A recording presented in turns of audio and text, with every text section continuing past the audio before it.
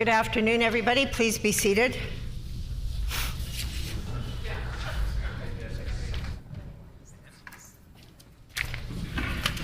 Routine proceedings, introduction of bills. The Honourable Member for St. Vital. I move, seconded by the member for Union Station, that Bill 241, the Mandatory Training for Provincial Employees, Systemic Racism and Human Rights Act, be now read for a first time.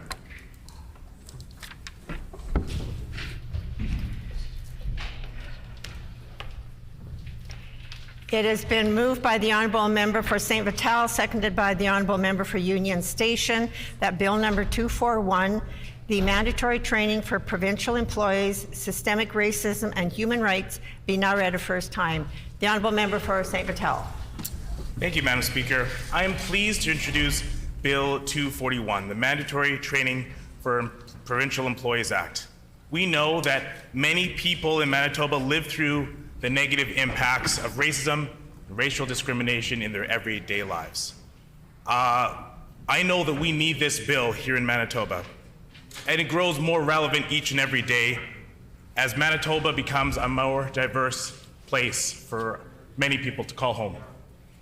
People of all walks of life deserve to live with dignity and with respect, and so it's on all of us, including those in this very house, to do their best to live in a diverse province harmoniously.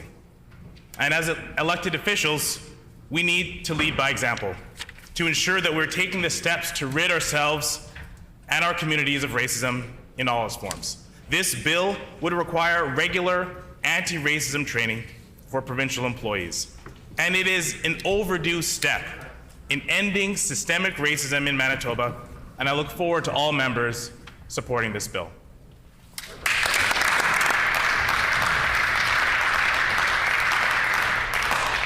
Is it the pleasure of the House to adopt the motion? Agreed? Agreed. Agreed, and so ordered. Committee reports. The Honourable Member for Brandon West. Thank you, Madam Speaker. I wish to present the fourth report of the Standing Committee on Social and Economic Development.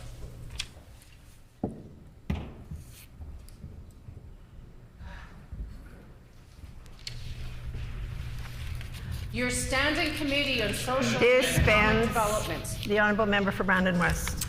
Thank you, Madam Speaker. I move, seconded by the Honourable Member for Springfield-Richaud, that the report of the committee be received.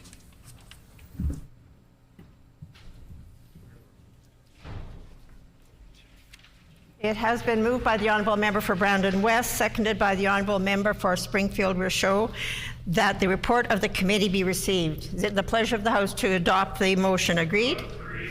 Agreed, and so ordered. The Honourable Member for Brandon East. Thank you, Madam Speaker. I wish to present the fifth report on the Standing Committee of Legislative Affairs.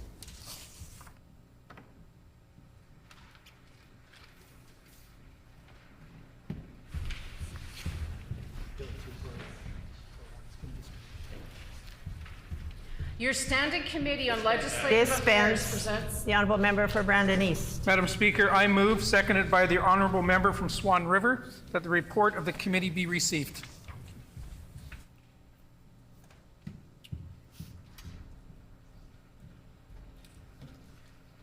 It has been moved by the Honourable Member for Brandon East, seconded by the Honourable Member for Swan River, that the report of the committee be received. Is it the pleasure of the House to adopt the motion? Agreed? Agreed, and so ordered. Tabling of reports. The Honourable Minister of Justice. Thank you, Madam Speaker. Pleased to table the revised estimates order that's in place for today only.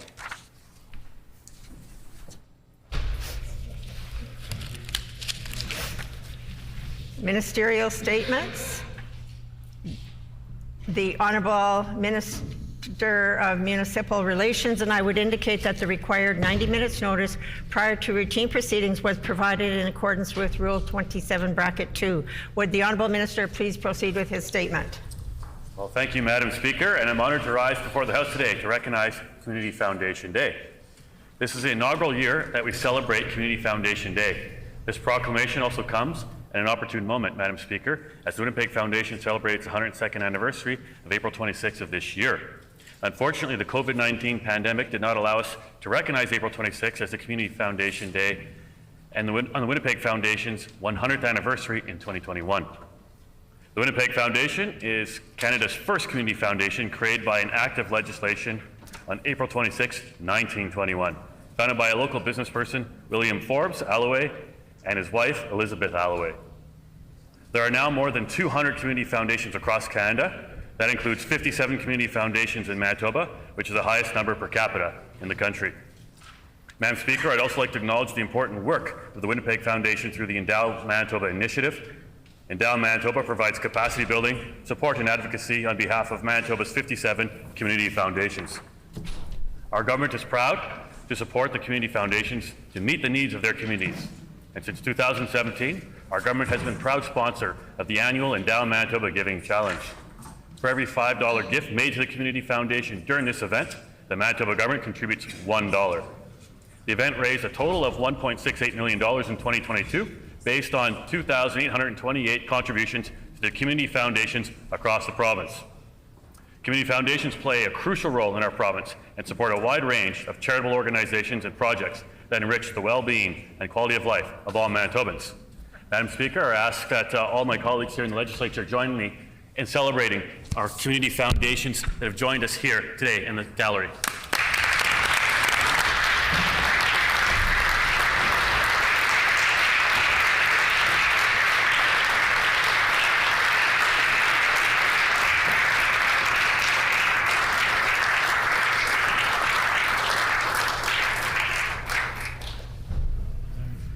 The Honourable Minister of Municipal Relations. Yes, Madam Speaker, I'd like to ask leave to enter all the names of the folks in the gallery into Hansard. Is there leave to include the names of the members in the gallery into Hansard? Leave has been granted. The Honourable Member for Wolseley. Thank you, Madam Speaker. I am pleased to rise today to acknowledge Community Foundation Day. Community foundations are an integral part of our communities. Community foundations are public charitable organizations that pool and permanently invest donations. The interest earned is granted to local charitable organizations each year. Since the capital is never spent, these gifts support our communities indefinitely. There are 57 community foundations in Manitoba, all doing important work to support local nonprofit organizations with essential funding. Manitoba has a rich history of community foundations. When the Winnipeg Foundation was founded in 1921, it was the first community foundation to be established in Canada. More than 100 years later, they are still making a positive impact in Winnipeg with many different grant programs for organizations large and small. Thanks in part to the early adoption of community foundations in Manitoba, today we have more community foundations per capita than anywhere else in North America. To support all of these foundations, we also have Endow Manitoba, an initiative of the Winnipeg Foundation. Endow Manitoba is a network of the province's community foundations with the goal of helping increase their impact and advancing the community foundation movement across the province. We know that Manitobans are generous people, and our community foundations are evidence of this. Community foundations are an important piece of what makes Manitoba communities so vibrant, and it is all thanks to the incredible people behind the scenes who make community foundations successful. On behalf of the Manitoba NDP, I want to thank all the community foundations in Manitoba for the amazing work you do every day.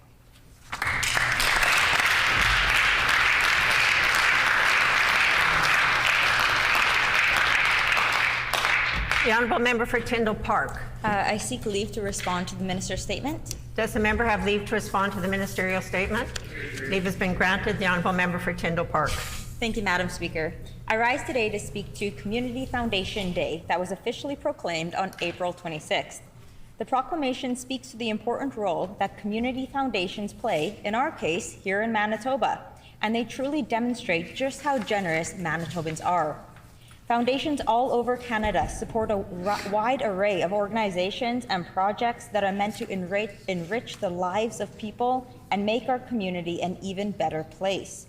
And because donations to these public charitable organizations remain in the communities, they are growing strong and providing sustainability in so many ways. One of the very, very neat facts about these community foundations are how they serve the local community's unique interests.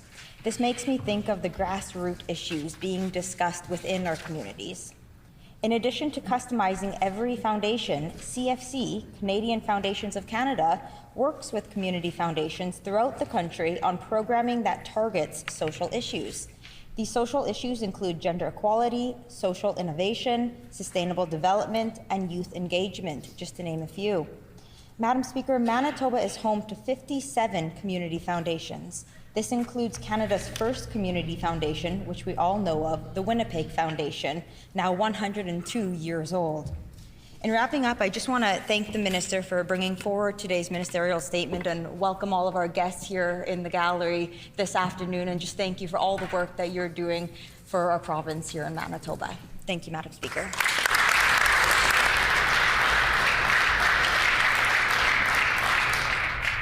Further ministerial statements, the Honourable Minister of Health, and I would indicate that the required 90 minutes notice prior to routine proceedings was provided in accordance with Rule 27(2). Would the Honourable Minister please proceed with her statement? Thank you, Madam Speaker. I rise in the House today to recognize that our government has proclaimed May 2023 as the first Cystic Fibrosis Awareness Month in Manitoba. Cystic fibrosis, or CF, is an inherited disorder that causes severe damage to the lungs, digestive system, and other organs. It is fatal, a rare disease that affects approximately 130 Manitobans. In October of 2021, I was pleased to announce that our government added Trikafta, a treatment for cystic fibrosis, to the provincial formulary available through the Manitoba Pharmacare program. Madam Speaker, in addition, in August 2022, our government expanded the coverage for patients aged 6 and older. Trikafta is a triple combination drug used not only for treating symptoms, but has given hope to tens of thousands of people with CF. One of the ways to raise awareness this May is at the annual Walk to Make Cystic Fibrosis History.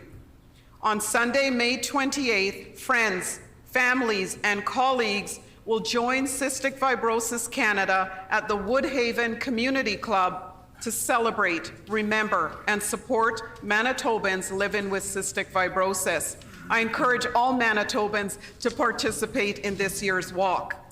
Madam Speaker, today I would like to acknowledge Jackie Snar, who has a grandson with cystic fibrosis, and Lee Huber, a CF dad, and Kim Steele from Cystic Fibrosis Canada, who are joining us today in the gallery. I want to acknowledge the valuable work and support that Jackie, Lee, and Cystic Fibrosis Canada have done for those living with cystic fibrosis and their families. Madam Speaker, I ask all members in the chamber to please join me in recognizing Cystic Fibrosis Canada, Jackie, and Lee for all they do for those living with cystic fibrosis in Manitoba and across Canada.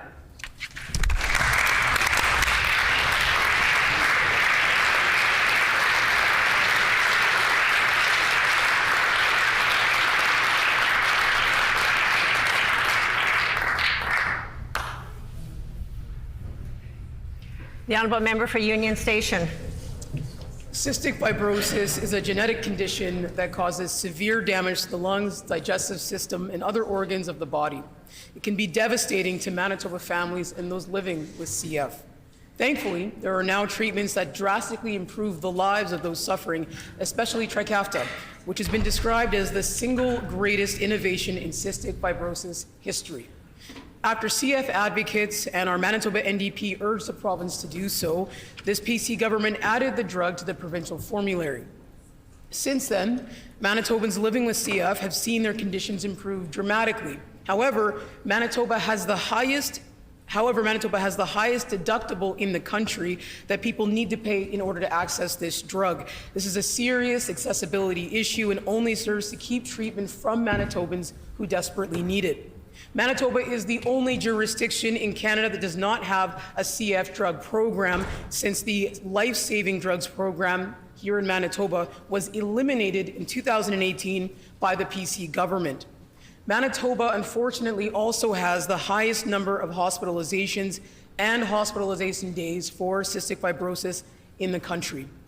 This is why we must commit to doing everything within our power as legislators to support all Manitobans and their families who are living with CF. Today, advocates for cystic fibrosis continue to work for increased supports for those living with the condition. We applaud Cystic Fibrosis Canada and the Manitoba chapter for all of their work and commend all of those who continue to raise money for research and those who continue to provide care, be it for family members, friends, and community who are living with CF. Madam Speaker, this issue is urgent. Every day counts to not only significantly improve the quality of life, but to actually save Manitoban lives. And to all those who are living with cystic fibrosis, I want you to know that the Manitoba NDP will continue to stand with you. We will continue to fight for you to have better access to treatments and resources and supports and human resources within your organizations. I can't acknowledge the folks who are in the gallery, Madam Speaker. I really want to, but thank you to all those advocates across our province. We're with you. Thank you.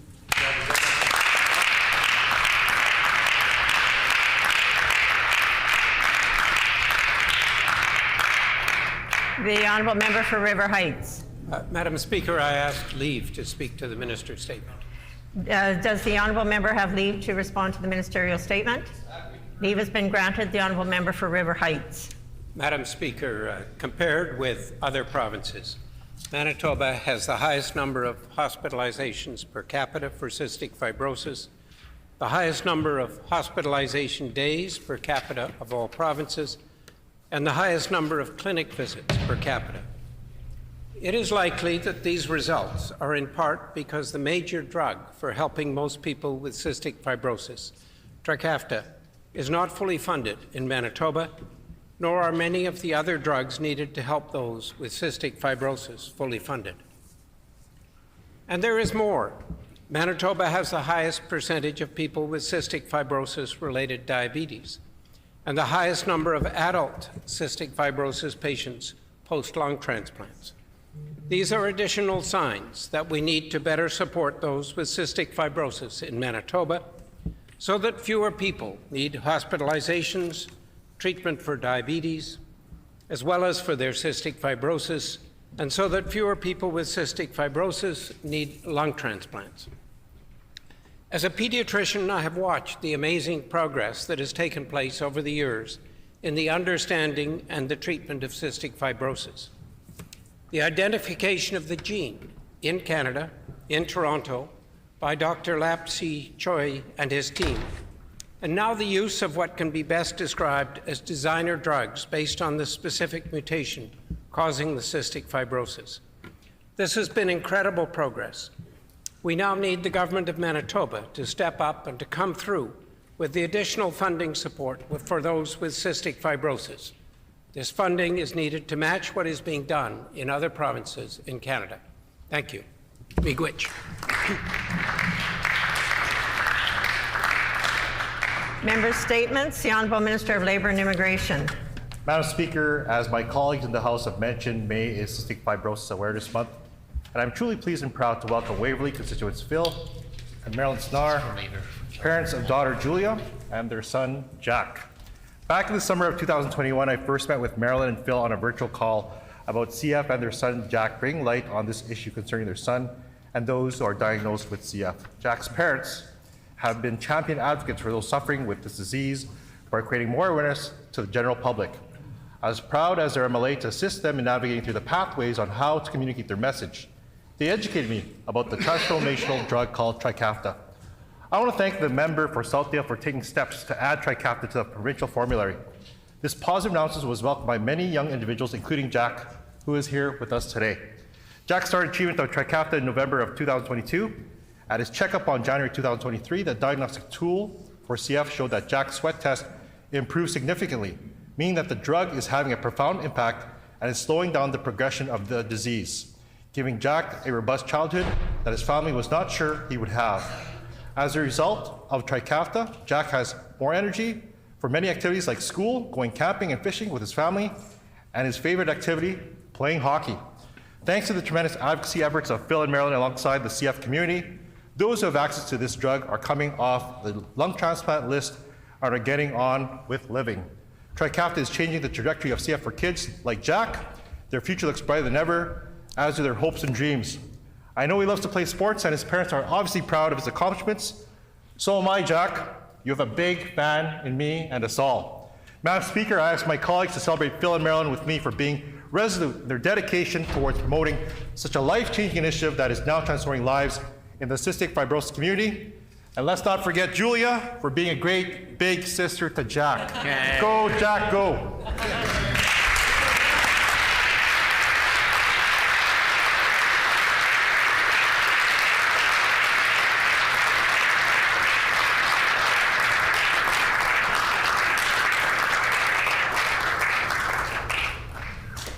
The honourable member for Point Douglas. Miigwech, Madam Speaker. Today I'm honored to recognize the incredible grade 6 class from Strathcona School, a school I attended in my constituency, and their teacher, Daniel Orlico.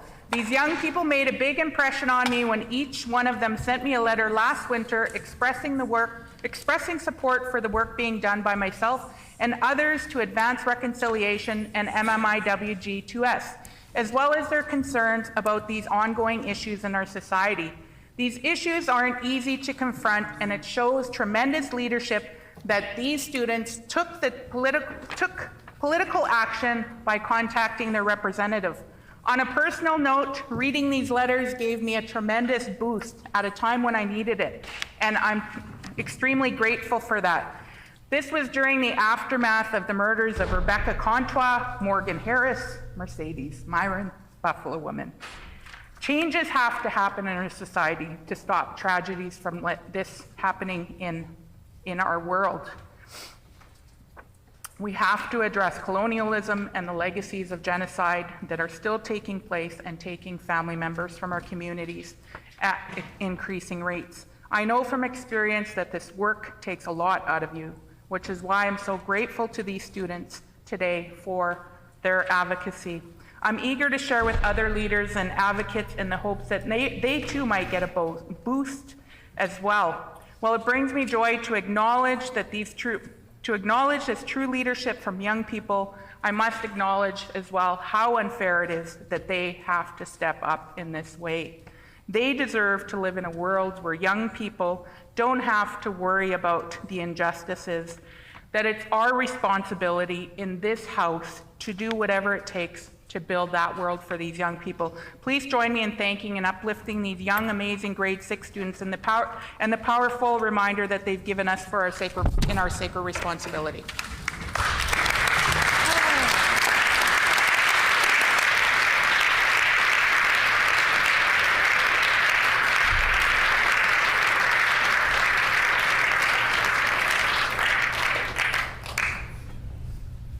The honourable member for Brandon West.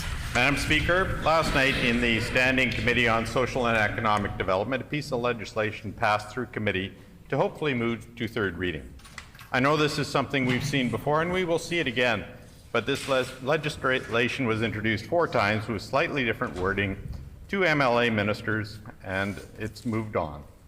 Bill 38, the Builders Liens Amendment Act prompt payment, is hopefully on its way to becoming law.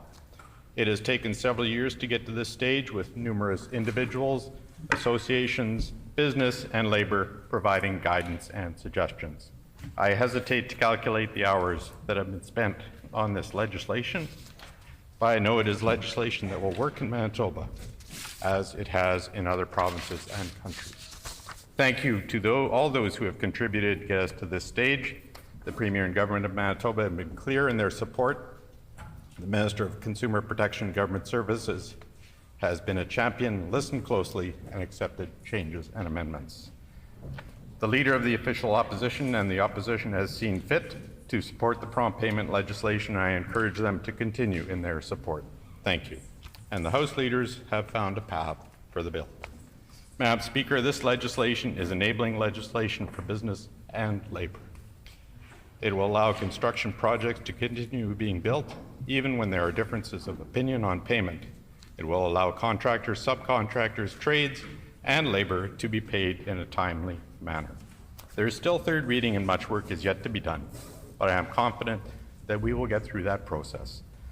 My thanks to all who have contributed to this legislation. I believe it is a fine example of how the legislative process works.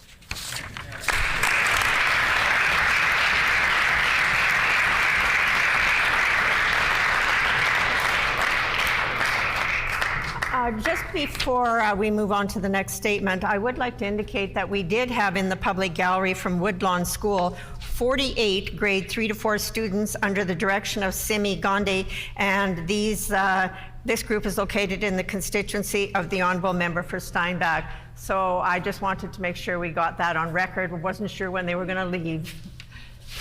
So we welcomed them here.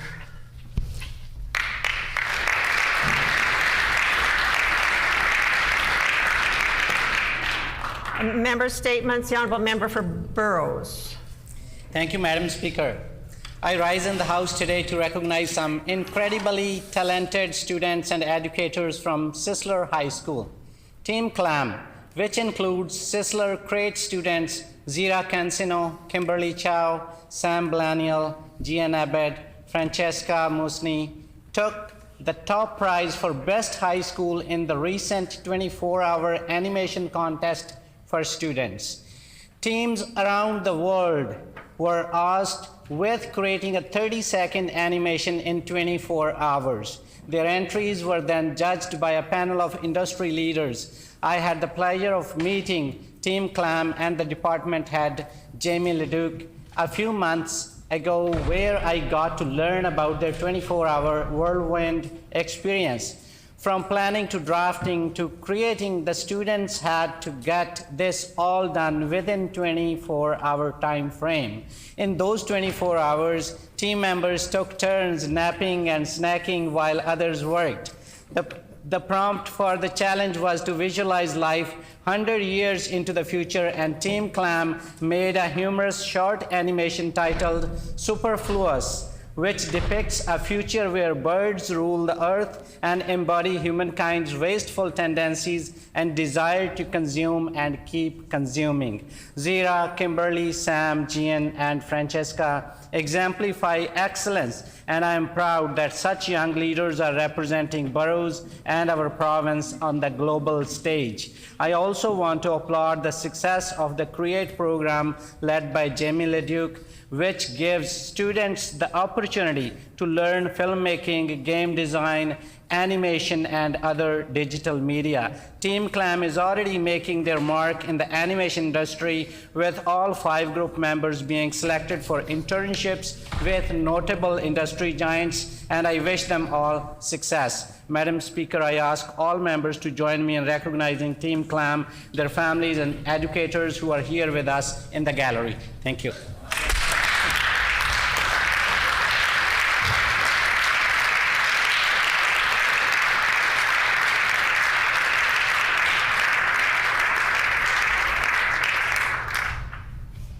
The honourable member for St. Boniface. Thank you, Madam Speaker. I'm sad to say it appears that our bill to reform NDAs is likely to die in the order paper in Manitoba this spring. We're waiting on a report of the Law Reform Commission of Manitoba, and it will not be ready till June. This is more than unfortunate, since legislation has already been passed not just in Prince Edward Island, but in many jurisdictions around the world. And every day that this legislation is not passed, every day people are being required to sign gag orders so they can never again speak about their sexual assaults, harassment, or mistreatment, especially at work, every single day. We know this because we're still hearing about people being required to sign gag orders in exchange for their severance. Last November, we had a very powerful committee meeting at which people who had been mistreated and required to sign NDAs were able to speak, some for the first time in their lives. The teacher who was mistreated and whose health was put at risk at work, the union leader who was silenced through a one-sided non-disparagement clause, the police officer who reported that her colleagues were turning a blind eye to domestic assaults, an Indigenous healthcare worker assaulted at work. There were many more: journalists who worked at major news organizations, the Globe and Mail and Fox News, university professors who were shunned for pointing out that their employer was protecting a predator. There were also deeply personal stories, people who were victims of family violence and sexual abuse, a woman abused by her father whose estate is still keeping her silent after her death.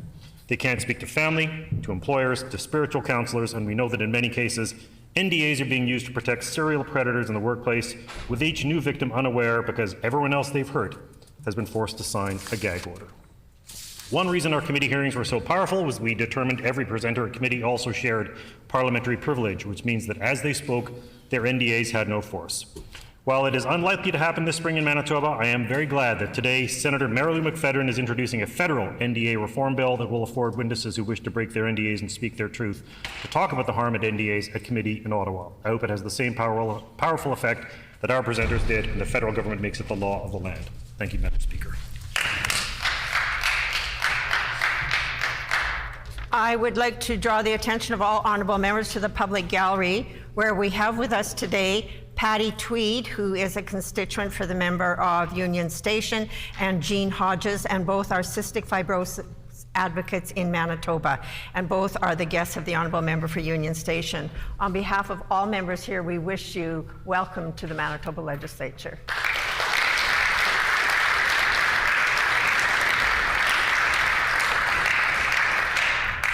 Oral questions. The Honourable Leader of the Official Opposition.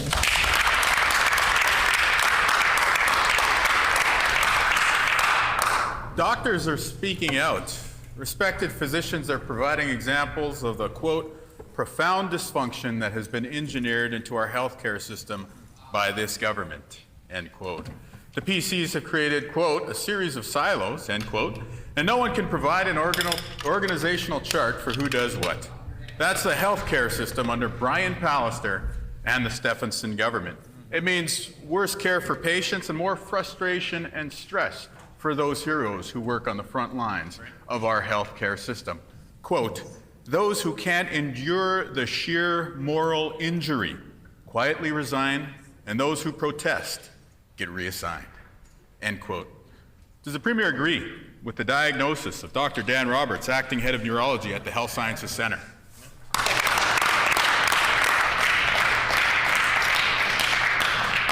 The Honourable First Minister. Well, thank you very much, Madam Speaker, and I indeed want to thank all doctors in Manitoba for the incredible work they do to look after their patients each and every day. Madam Speaker, I do know that we are in the process of a recruitment program for doctors.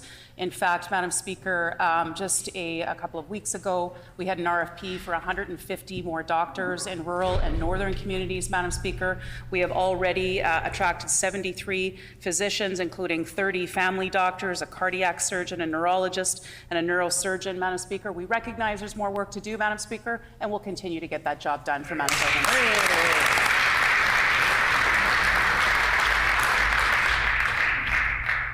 The Honourable Leader of the Official Opposition on a supplementary question. Madam Speaker, we know that when doctors come forward from the Misericordia or surgeons come forward with recommendations to invest in our public health care system to this Premier, they're ignored. But, and I quote, if a private business comes knocking at the door claiming a special elixir, it seems that the only process required is a wink and a nod, end quote.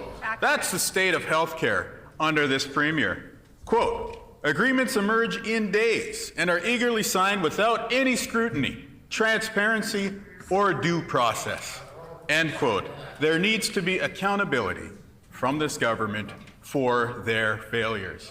Can the Premier tell the House why she prioritizes private business over our public health care system? Yeah.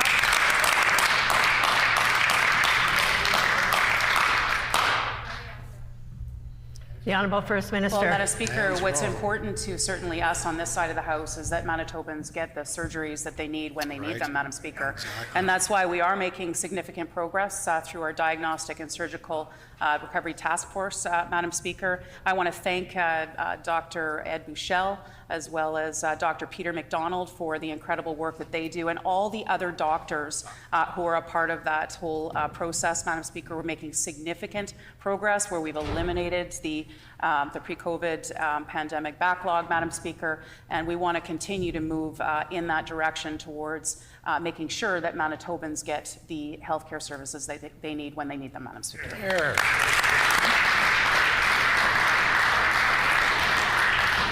The Honourable Leader of the Official Opposition on a final supplementary. I just want to quickly point out what the Premier said is not true. Manitobans are still waiting for hip and knee surgeries, and they're waiting longer than they ever had before. But to remind the Premier, the question was specifically about medical experts who are speaking out about this government's failures. They're calling out the dysfunction of the PCs when it comes to their attempts to manage our healthcare system. They're also calling out the special treatment that private companies get when they approach the cabinet of this PC government. And at the end of the day, they're demanding accountability for the real damage that the PCs have caused, first under Brian Pallister and now under the Stephenson government, to the public healthcare system that every Manitoban relies on.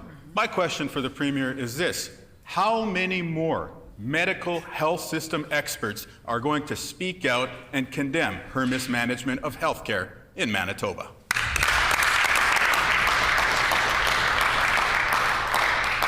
The Honourable First Minister. Well, Madam Speaker, again, I want to thank all of the doctors for the incredible work that they do, and the nurses, and all of those who work in our healthcare system right across this wonderful province of ours, Madam Speaker.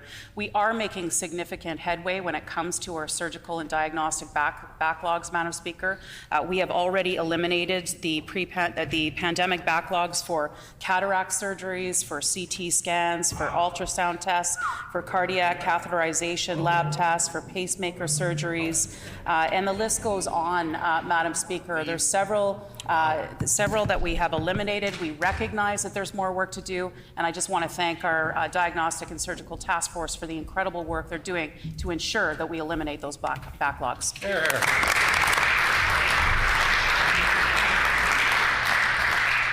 The Honourable Leader of the Official Opposition on a new question.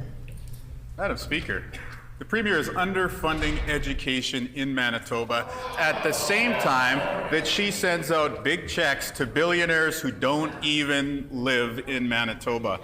On this side of the House, we say sending money to out-of-province billionaires while public schools are underfunded is wrong. On this side of the House, we say that those resources should be invested in our kids, invested in their future.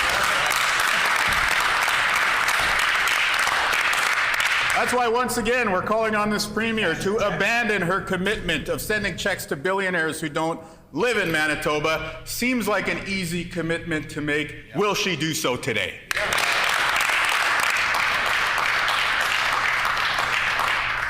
The Honourable First Minister. Madam Speaker, the companies that the Leader of the Opposition is referring to actually own property in Manitoba, Madam Speaker. They pay taxes in Manitoba, Madam Speaker. They create jobs in Manitoba, Madam Speaker, and they are significant contributors to our economy. Now, I know the Leader of the Opposition doesn't care about jobs, doesn't care about economic growth opportunities for the province of Manitoba. We know what his hidden agenda is. It's just to raise taxes in Manitoba. We think that's wrong.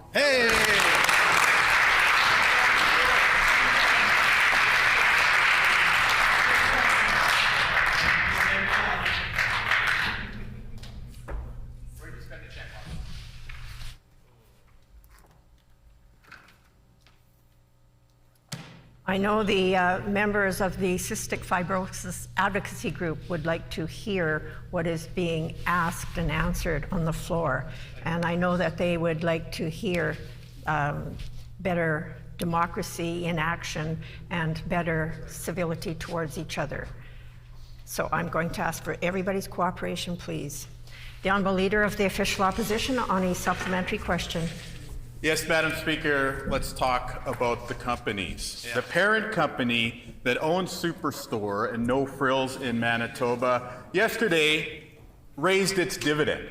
They did so because they made $426 million in just the first 3 months of this year. They did that by charging Manitobans more money at the grocery store. At the same time, this Premier turned around and thought that this hugely profitable corporation needed even more money.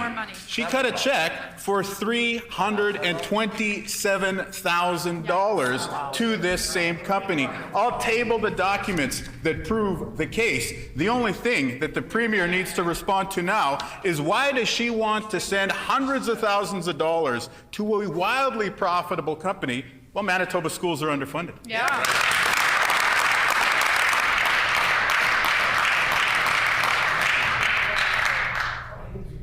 The Honourable First Minister.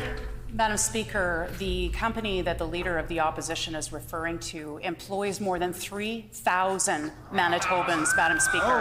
And he's talking about putting them out of business in this province, shame. Madam Speaker. Shame. Madam Speaker, millions of dollars of tax revenue that we get as a government from this very corporation that the Leader of the Opposition is talking about. And he's talking about shutting them down in the province of Manitoba. Well, Madam Speaker, we are all about economic development opportunities for Manitoba companies, and we will continue to support those companies in Manitoba.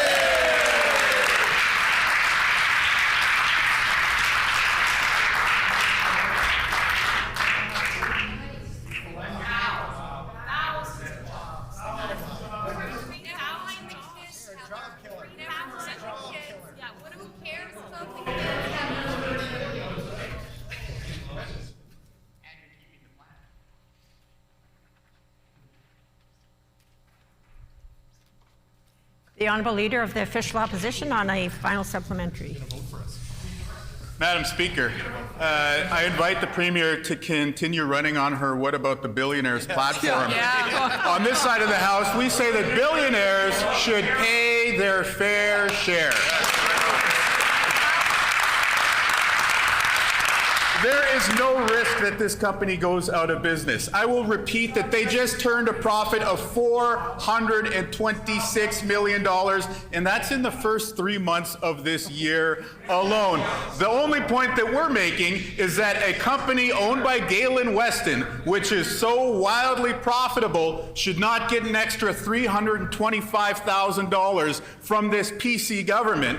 Especially not when that $325,000 is being taken from revenue that is supposed to fund public schools. You have a choice when you vote this year. You can send checks to billionaires with the PCs, or you can establish a province-wide nutrition program in public schools with the Manitoba The member's NDP. time has expired.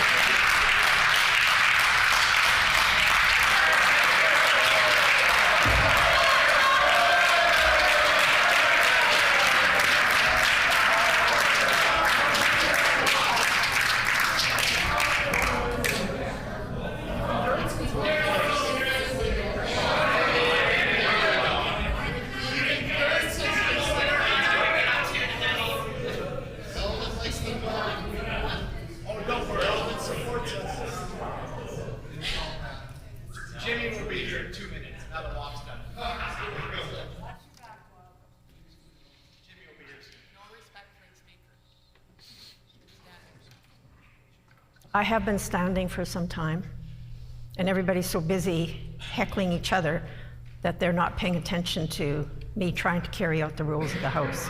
So I'm going to ask for everybody's cooperation, please. The Honourable First Minister. Speaker, the Leader of the Opposition, I wonder what he says to the more than 3,000 Manitobans that are employed by the very company that he's talking about. That's 3,000 Manitobans that are employed in this province. Order! Taxes, Madam Speaker. And the company that pays millions of dollars in taxes to our government that makes us be able to afford health care, education that the Leader of the Opposition is talking about, Madam Speaker. That's how we're going to pay for the future, is by growing our economy, not by taxing Manitobans.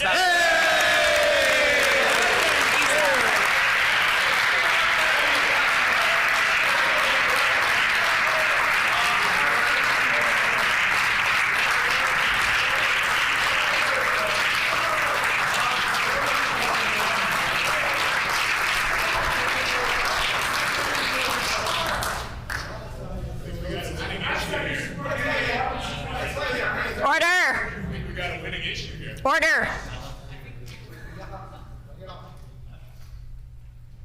The Honourable Member for Union Station. Madam Speaker, for over a year, survivors and nurses have spoken out about the problems with the sexual assault nurse examiner program. Lack of staff has resulted in sexual assault survivors being turned away from the same program, and that includes, devastatingly, children, Madam Speaker. We've repeatedly called on the PCs to take action in their response. was to hire an out-of-province forensic manager to work remotely from Alberta. That's not a solution that works for Manitobans. And now we've learned that this person has resigned, and so it's essentially back to square one. Will the minister stand up and admit it was a mistake to hire an out-of-province manager for the same program?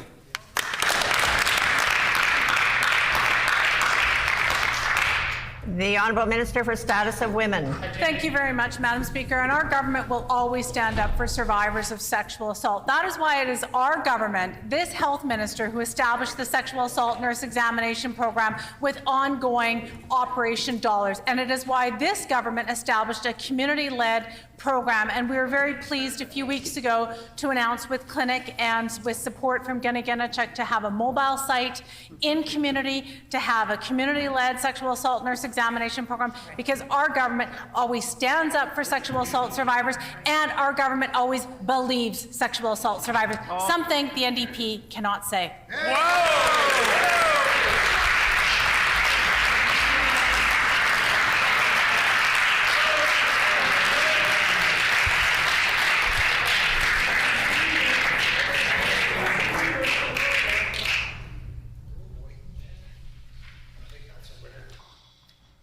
The Honourable Member for Union Station on a supplementary question.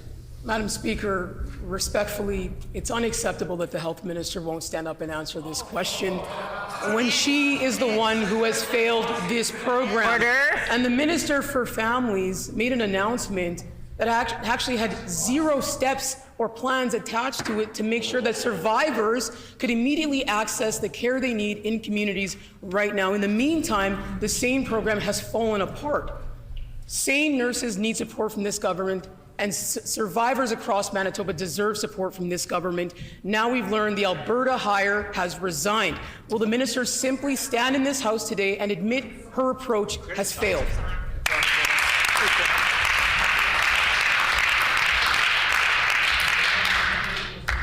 The Honourable Minister for Status of Women. So I'd like to provide an update for the member that on this side of the House we work together, and that Manitoba Health and Status of Women and the Department of Families, we all worked very collaboratively together to provide services both in community and in hospital so that we could support survivors of sexual violence. Unlike the members opposite, who failed to establish an ongoing commitment to a sexual assault nurse examination program, unlike members opposite, who do not support survivors of sexual violence, nor do they believe them. Hear, hear.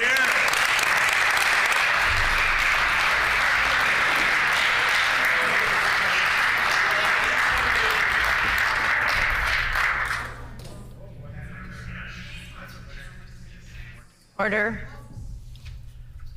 The Honourable Member for Union Station on a final supplementary. Madam Speaker, the minister's claim that we don't stand with survivors on this side of the House is a disgusting attempt to distract from the reality that her health minister and her government have failed survivors and have failed nurses at the SANE program. Their shameful incompetence is having devastating impacts for survivors across Manitoba. Survivors, including children, are being sent away and told not to wipe themselves or to shower until they can come back and be seen when staff are available. At least 10 nurses have resigned from the SANE program, including the one the PC's hired to work remotely from Alberta. It's clear their approach has failed. Will the minister stand up, apologize to survivors and the nurses at the SANE program today?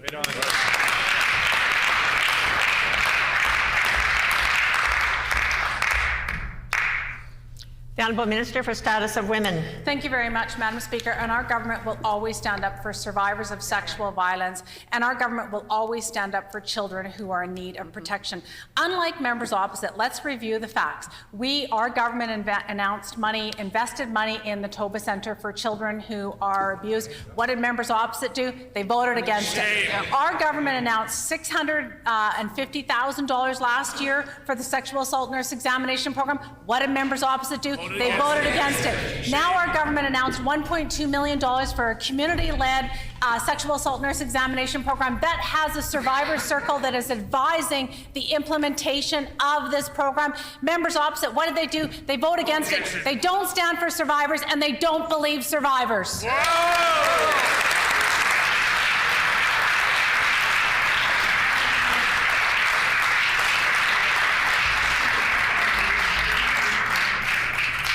The honourable member for Concordia.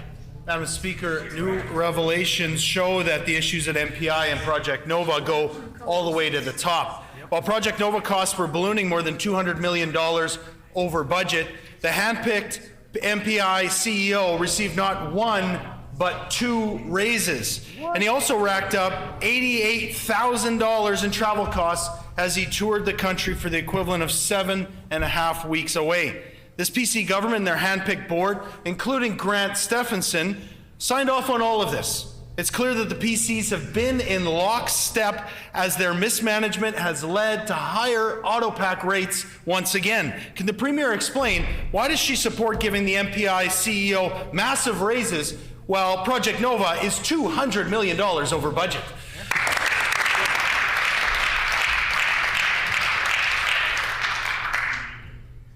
The Honourable Minister of Justice. The member opposite will remember, because he sat in government at the time, one of the last years that the NDP was in government, that they approved a 3.5% rate increase for MPI. That was the same year that CEOs at MPI got hundreds of thousands of dollars of severance, and then the NDP turned around and hired them as consultants at $200 an hour, Madam Speaker, and that member did absolutely nothing. We had some concerns, and we've taken action, Madam Speaker.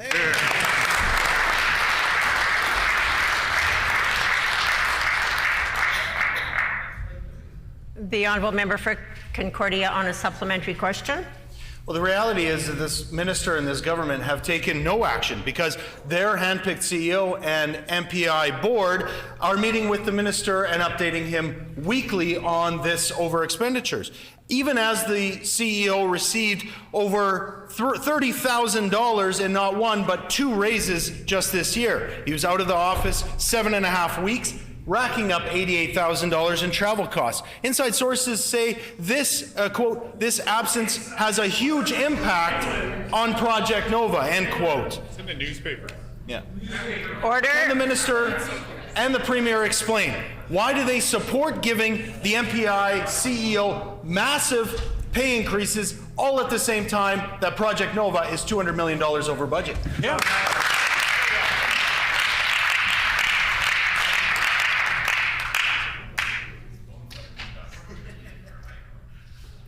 The Honourable Minister of Justice. Well, obviously, Madam Speaker, we did have concerns, and we acted upon those concerns. 2 directives were sent to the Manitoba Public Insurance Corporation, one regarding tenders, one regarding in-organization review. That is exactly 2 times more directives that were sent under the former NDP government at a time when rates for MPI were going up 3.5%, at a time when they were giving hundreds of thousands of dollars of severance for former CEOs and then turning around and hiring them back at $200 an hour and jacking up rates on Manitobans. That member who sat in the government did absolutely nothing. We had concerns, we're taking action, as opposed to what they did, which was make Manitobans pay more and do nothing.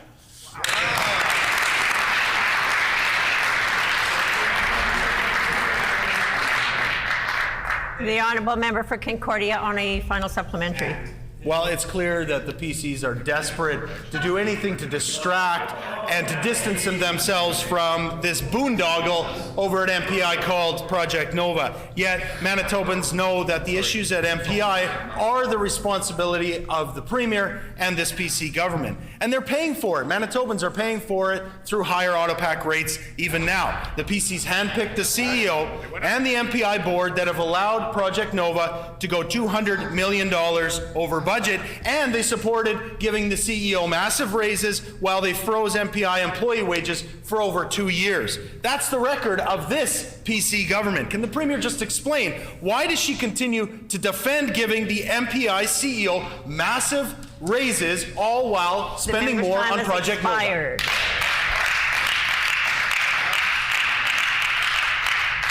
The Honourable Minister of Justice. Absolutely not defending it, and we brought directives in because we have some concerns, Madam Speaker. But let's look what the NDP did. They increased rates by 3.5% when they were in government. They decided to take money out of MPI and try to give it to universities, and then they got stopped doing that. So then a few years later, they tried to take money out of MPI and put it into roads and highways because they weren't funding infrastructure properly, and they got stopped doing that. Then they fired CEOs and gave them $100,000 of severance, turned around and rehired them in the corporation. One Maryland Councilmember McLaren, got $50,000 contract. When we went to committee to find out what the contract was for, they stated it was to do nothing. They gave him $50,000 a year to do absolutely nothing. And they did nothing about that. They raided MPI, they treated it like their piggyback, they did nothing. We had concerns, and we're taking actions, Madam Speaker.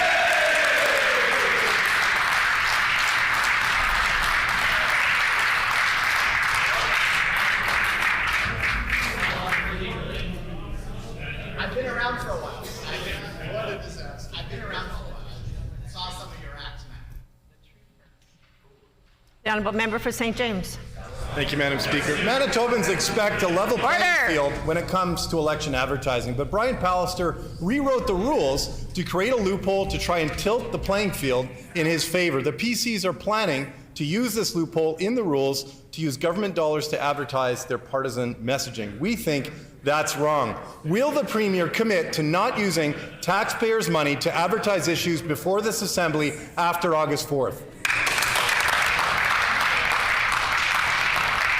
The Honourable Minister of Finance. Well, thank you very much, Madam Speaker, and we recognize there's rules, and certainly we intend to play by the rules. That's always been our intent, and I think we've demonstrated that over the last number of years, and we certainly will continue to play by the rules, even though we know opposition members rarely do.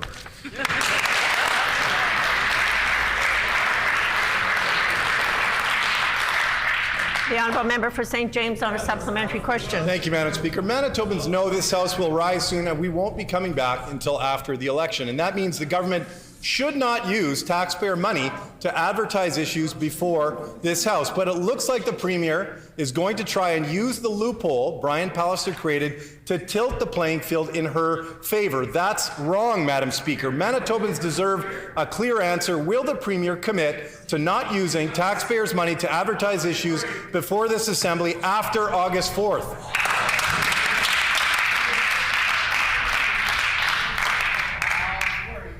The Honourable Minister of Finance. Well, thank you very much, Madam Speaker, and I'm glad the member raises October 4th. I know we've got a lot of work ahead of us to make sure that Manitobans fully understand what is in this year's budget. In fact, this year we will reduce individual income tax $524 for Manitobans.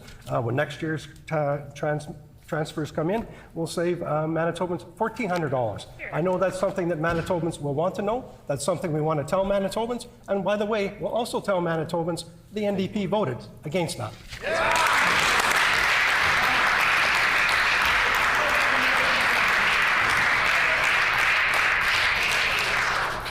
The Honourable Member for St. James on a final supplementary. Thank you, Madam Speaker. It sounds like the Minister of Finance is committing today that they will be exploiting that loophole, and that is deeply unfortunate. We know the Premier has already been cautioned by the Commissioner of Elections for breaking election law. That's not a good record. And we know the PCs are using government resources to push their partisan agenda. We think they should not make use of this loophole Brian Pallister created. There are millions of dollars of taxpayer money at stake. So will the Premier be clear? Will the Premier commit today to not using taxpayer money to advertise issues before this Assembly after August 4th?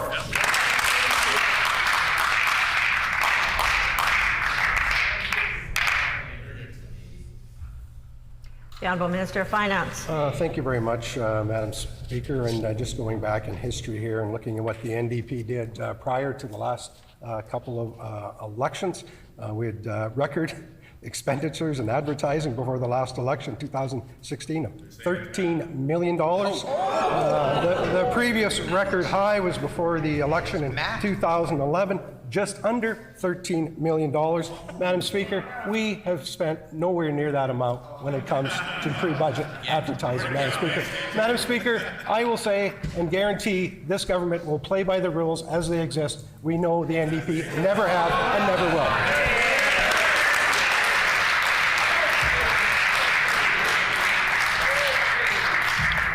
The Honourable Member for Point Douglas. Thank you much, Madam Speaker. Manitoba is facing an overdose crisis. The PC government spent months refusing to release the number of overdose deaths in Manitoba in 2022, and we now know why.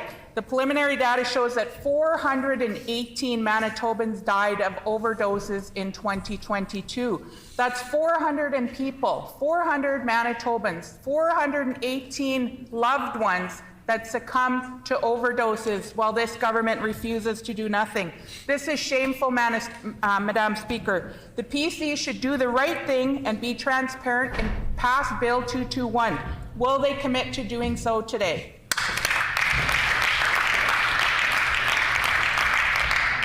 The Honourable Minister for Mental Health and Community Wellness. Thank you, Madam Speaker, and I do agree. There are too many lives lost to addictions.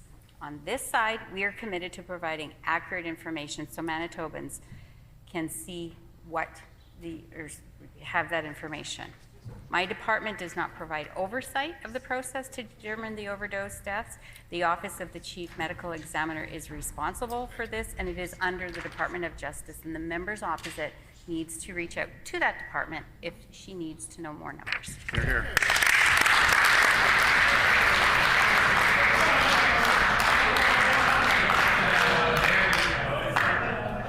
The Honourable Member, order. The Honourable Member for Point Douglas on a supplementary question. Miigwech, Madam Speaker. That minister is the Minister of Addictions and Mental Health. Why should she be sending me to justice? She should have access to the numbers so that they could be accurately reflected so that people on the front line can do their work and they can respond accordingly.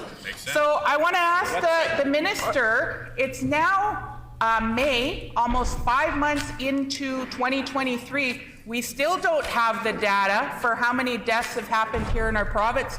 So I'll ask the minister, when is the minister going to be transparent?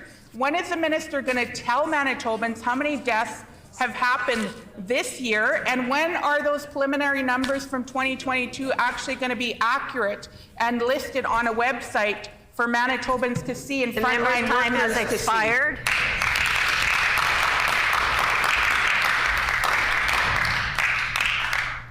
The Honourable Minister for Mental Health and Community Wellness. Thank you, Madam Speaker, and I hate to repeat myself, but I will. The member opposite needs to go and check out the website for the Office of the Chief Medical Examiner, and preliminary numbers are posted on there.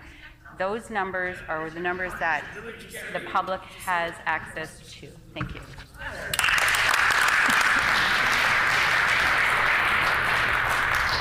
The Honourable Member for Point Douglas on a final supplementary.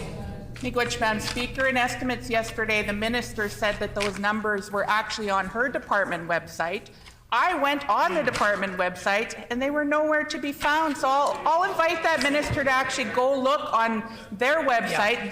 That is their portfolio, and they should be able to give the public those numbers, especially frontline organizations who are actually doing the work so that it could help those so that we're reducing those deaths. 418. We should not be trending up. We don't even know what the final numbers are. So I'll ask this minister, will they do the right thing? And the Premier, open up a safe consumption site today so that Manitoban lives could be saved. 80 organizations signed on, asked this Premier to do that. Will they do it and open up a safe consumption site today?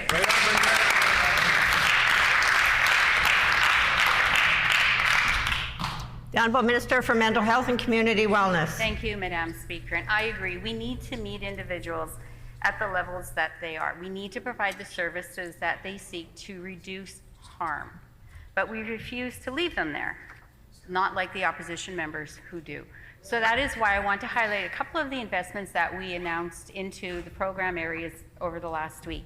Huddle, a service that provides mental health, substance use and addiction, peer support and primary care for our youth, received funding through our government, through the Winnipeg Foundation, RBC Foundation, and the Bell Graham Beck Foundation.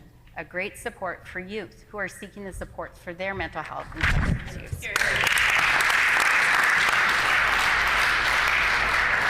The Honourable Member for St. Boniface. Thank you, Madam Speaker. It's now 5 months since I wrote the Premier asking about whistleblowers at the link and allegations, which used to be McDonald Youth Services, into allegations that that facility was in crisis. The FIPA table shows the major concern of the government and Link at the time was shutting down criticism and denying the issue, including the claim that, quote, there were no allegations that children or vulnerable adults were harmed. They were certainly at risk. The ministry certainly knew about Fisher Place in the PAW, where in 2021, short staffing of care for adults with intellectual disabilities, quote, has resulted in chronic vacancies and staff turnover to the extent we're unable to provide services without disruption, end quote. Why does the document say the Department of Families will work closely with the link instead of getting to the bottom of the issue? And where is the promised report that was due 2 months ago? The Honourable Minister of Families. Well, thank you very much, Madam Speaker. And our government takes any allegation very seriously, because our job #1 is to ensure that children and youth receive the protection services that they require when they need them the most. And that is why we've taken serious action against any allegations into any agency, including the link. And that is why we hired a third-party evaluator to go in addition to the audit unit within the Department of Families, to work towards ensuring that all children are getting the services that they need, youth are getting the services that they need to ensure that they are protected and are able to access the benefits that they need. And we've hired a third-party evaluator, as the member knows. The Honourable Member for St. Boniface on a supplementary question. Thank you, Madam Speaker. I've heard from many former workers, Indigenous youth and foster parents of the link who told me about the mistreatment, abuse and staff shortages so bad they were putting children in group homes at risk. I heard from people who were in tears because when they finally read the accounts about the tokenization, abuse and mistreatment of workers, and the fact that their story was finally being told validated them.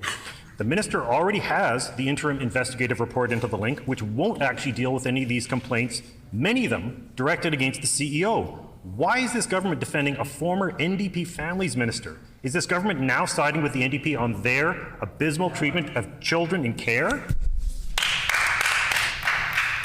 The Honourable Minister of Families. So, thank you very much, Madam Speaker. And while we know that the members opposite can spend all kinds of time creating these theories and conspiracies that have absolutely no relevance in reality, the reality is that our government ensures that all the services that we are needing to provide to children and youth and to vulnerable families throughout the province are being delivered. And that is why our government has enhanced the budget. In fact, the Department of Families has received a 25% increase in overall expenditures since the time our government took office, something that I would like to point out that member has voted against each and every single year. If he really cared about the protection of children, he'd vote in favour of these historical increases for the Department of Families.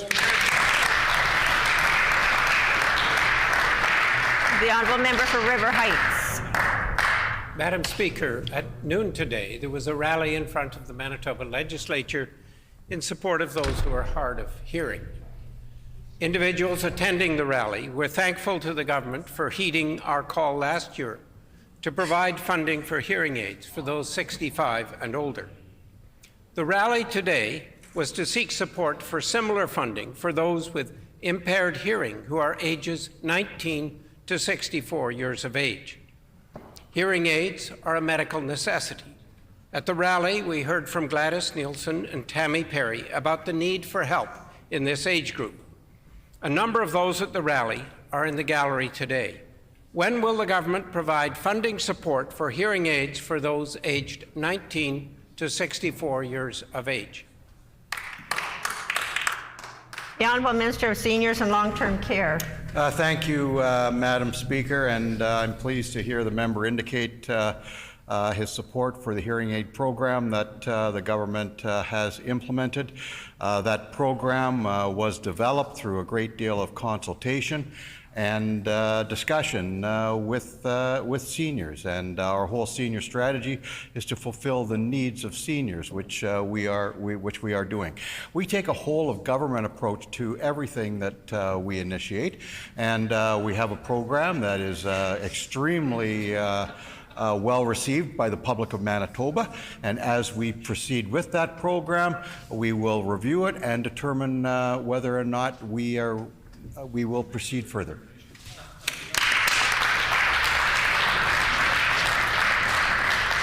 The Honourable Member for Brandon East. Thank you very much, Madam Speaker. We know that Manitobans do not trust the NDP on anything they say, anything they do, but especially when it comes to addressing crime and public safety. They have opposed bail reform. They have encouraged governments to defund the police. Can the Minister of Justice please share how our government prioritizes community safety and investments in resources to keep Manitobans safe?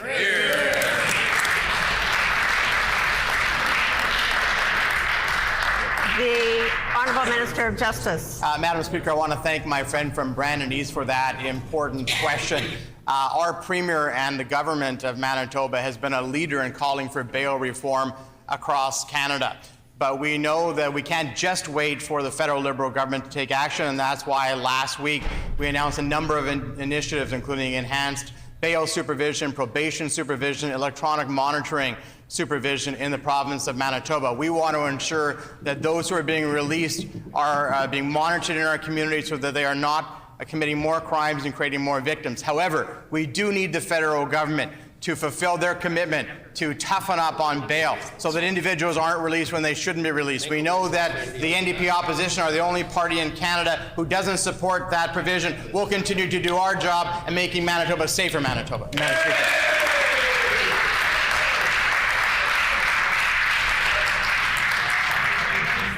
The Honourable Member for Thompson.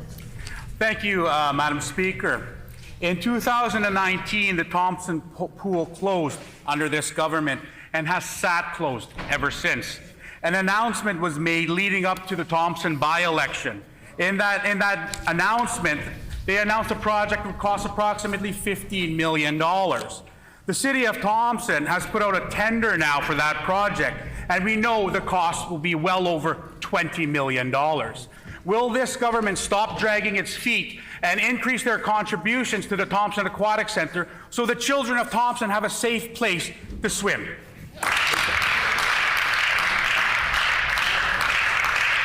The Honourable Minister of Finance. Well, Madam Speaker, we recognize the challenges that communities like Thompson are facing with cost overruns. Our provincial government is finding the same thing. We have $5 million on the table. In addition to Thompson and the aquatic facility, we've also just recently completed $15 million investment in water and sewer lines. We're currently redeveloping the Miles Hard Bridge, $36 million. We're currently in the middle of upgrading the provincial courthouse, $17 million. Wow. We just invested in a wastewater treatment plant, $12 million. We just put $2.8 million into a healing sobering center for the community. Affordable housing, another $1.2 million. MKO Youth Restorative Justice Building, $2.8 million. PR 280, $2.4 million. Thompson Library, $30,000. UCN funding, $37 million. The member's time has expired.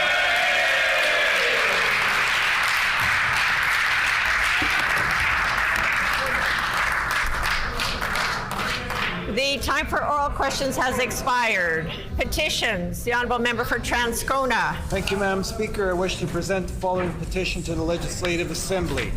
To the Legislative Assembly of Manitoba, the background for this petition is as follows. Number one, healthcare is a basic human right and a fundamental part of responsible public health. Many people in Manitoba are not covered by provincial health care, such as migrant workers with work permits of less than 1 year, international students, and those undocumented residents who have lost their status for a variety of reasons. Number two, racialized people and communities are disproportionately affected by the pandemic, mainly due to the social and economic conditions which leave them vulnerable while performing essential work in a variety of industries in Manitoba. Number three, without adequate health care coverage, if they are ill, many of the uninsured will avoid seeking health care due to fear of being charged for the care, and some will fear possible detention and deportation if their immigration status is reported to the authorities. Number four, according to the United Nations Human Rights Committee, denying essential health care for undocumented irregular migrants is a violation of their rights. Number five, jurisdictions across Canada and the world have adopted access without fear policies to prevent sharing personal health information or immigration status with immigration authorities and to give uninsured residents the confidence to access health care. Number six, the pandemic has clearly identified the need for everyone in Manitoba to have access to health care to protect the health and safety of all who live in the province. We petition the Legislative Assembly of Manitoba as follows. Number one, to urge the provincial government to immediately provide comprehensive and free health care coverage to all residents of Manitoba, regardless of immigration status, including refugee claimants, migrant workers, international students, dependent children of temporary residents, and undocumented residents. Number two, to urge the Minister of Health and Seniors Care to undertake a multilingual communication campaign to provide information on expanded coverage to all affected residents. Number 3, to urge the Minister of Health and Seniors Care to inform all healthcare institutions and providers to expand coverage for those without healthcare insurance and the details on how necessary policy and protocol changes will be implemented. And finally, number 4, to urge the Minister of Health and Seniors Care to create and enforce strict confidentiality policies and provide staff with training to protect the safety of residents with precarious immigration status and ensure they can access health care without jeopardizing their ability to remain in Canada. This petition, Madam Speaker, is signed by many Manitobans. Thank you. In accordance with our Rule 133(6), when petitions are read, they are deemed to be received by the House. The Honourable Member for Elmwood. Thank you, Madam Speaker. I wish to present the following petition to the Legislative Assembly. The background of this petition is as follows. Number 1, till recently, diagnostic medical tests, including for blood and fluid samples, were available and accessible to most medical clinics.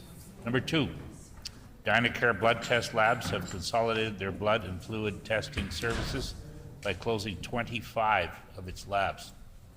Number 3, the provincial government has cut diagnostic testing at many clinic sites, and residents now have to travel to different locations to get their testing done, even for a simple blood test or a urine sample.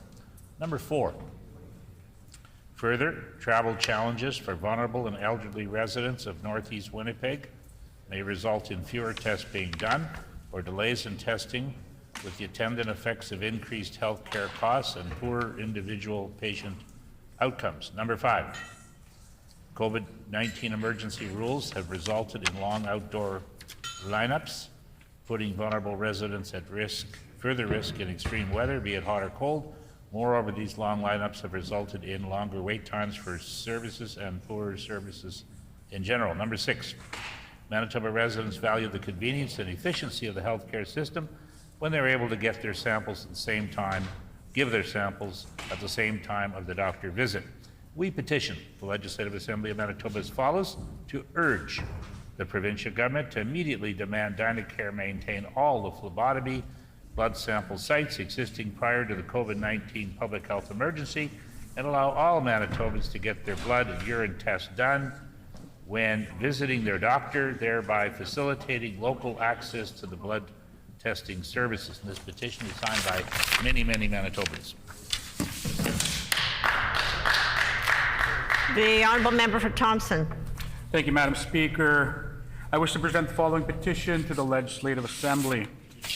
To the Legislative Assembly of Manitoba, the background of this petition is as follows. 1, the population of those aged 55 plus has grown to approximately 2,500 in the city of Thompson. Number 2, a large percentage of those people in this age group require medical necessary foot care and treatment. 3, a large percentage of those who are elderly and or diabetic are living on low incomes. 4, the Northern Regional Health Authority, NRHA, previously provided medical foot care services to seniors and those living with diabetes until 2019, then subsequently cut the program after the last 2 nurses filling those positions retired. 5, the number of seniors and those with diabetes has only continued to grow in Thompson and the surrounding areas. 6, there is no adequate medical care available in the city and the region, whereas the city of Winnipeg has 14 medical foot care centers. 7, the implications of inadequate or lack of podiatric care can lead to amputations. Number 8, the city of Thompson also serves as a regional healthcare service provider, and the need for foot care extends beyond just those served in the capital city of the province. We petition the Legislative Assembly of Manitoba as follows: to urge the provincial government to provide the services of 2 nurses to restore essential medical foot care treatment to the city of Thompson effective April 1st, 2022. This petition is signed by Tracy Boxall, Russell Boxall, Kelly Salmanac. Thank you, Madam Speaker. The Honourable Member for Point Douglas. To which, Madam Speaker, I wish to present the following petition to the Legislative Assembly. The background to this petition is as follows. 1, Across the province, many Manitobans continue to struggle with addictions, and the pandemic has led to even more deaths and worsened the ongoing public health crisis of opioid overdoses. 2. 372 Manitobans died from an overdose in 2020, and that's over 1 a day and 87% higher than in 2019. 3. Manitoba is expected to exceed over 400 overdose deaths in 2021, but the data is not publicly available since the last public reporting of opioid death was published in 2019. 4. The data for drug overdose deaths from 2020 and 2021 was compiled through media inquiries, and this needs to change. 5. Access to timely data on the harms of drugs help to inform both governments and stakeholders on where to take action and target resources needed in various communities. 6. Manitoba is the only province not providing regular, timely data to the federal government opioid information portal. 7. Manitobans deserve a government that takes the growing drug crisis seriously and will report the data publicly in a timely manner to target actions and allow for accountability. We petition the Legislative Assembly of Manitoba as follows: to urge the provincial government to enact Bill 217, the Fatalities Inquiries Amendment Act, overdose death reporting, to require the province to publish the number of drug overdose deaths as well as the type of drug on a government website in a timely fashion. And this has been signed by Donna Below, Tim Below, Donna Bertrand, and many other Manitobans. Grievances, orders of the day, government business. The Honourable Government House Leader. Thank you, Madam Speaker. Pursuant to Rule 34(7), I'm announcing that the private member's resolution to be considered on the next Tuesday of private member's business will be the one put forward by the Honourable Member for Brandon West. The title of that resolution is Committing to Balancing Future Budgets While Keeping Life Affordable for Manitoba Families. Hear, hear.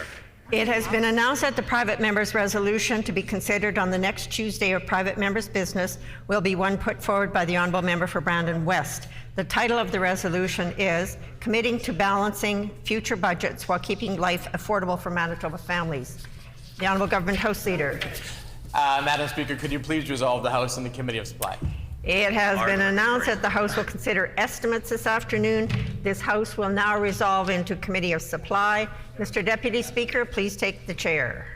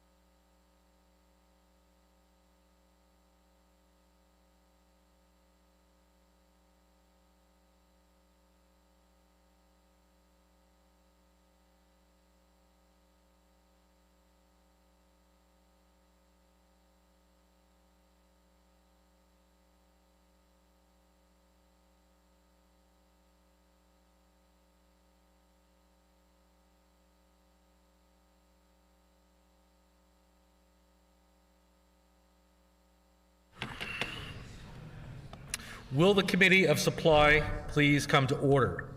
This section of the Committee of Supply will now consider the estimates of the Department of Sport, Culture and Heritage. Does the Honourable Minister have an opening statement? I do, Mr. Chair.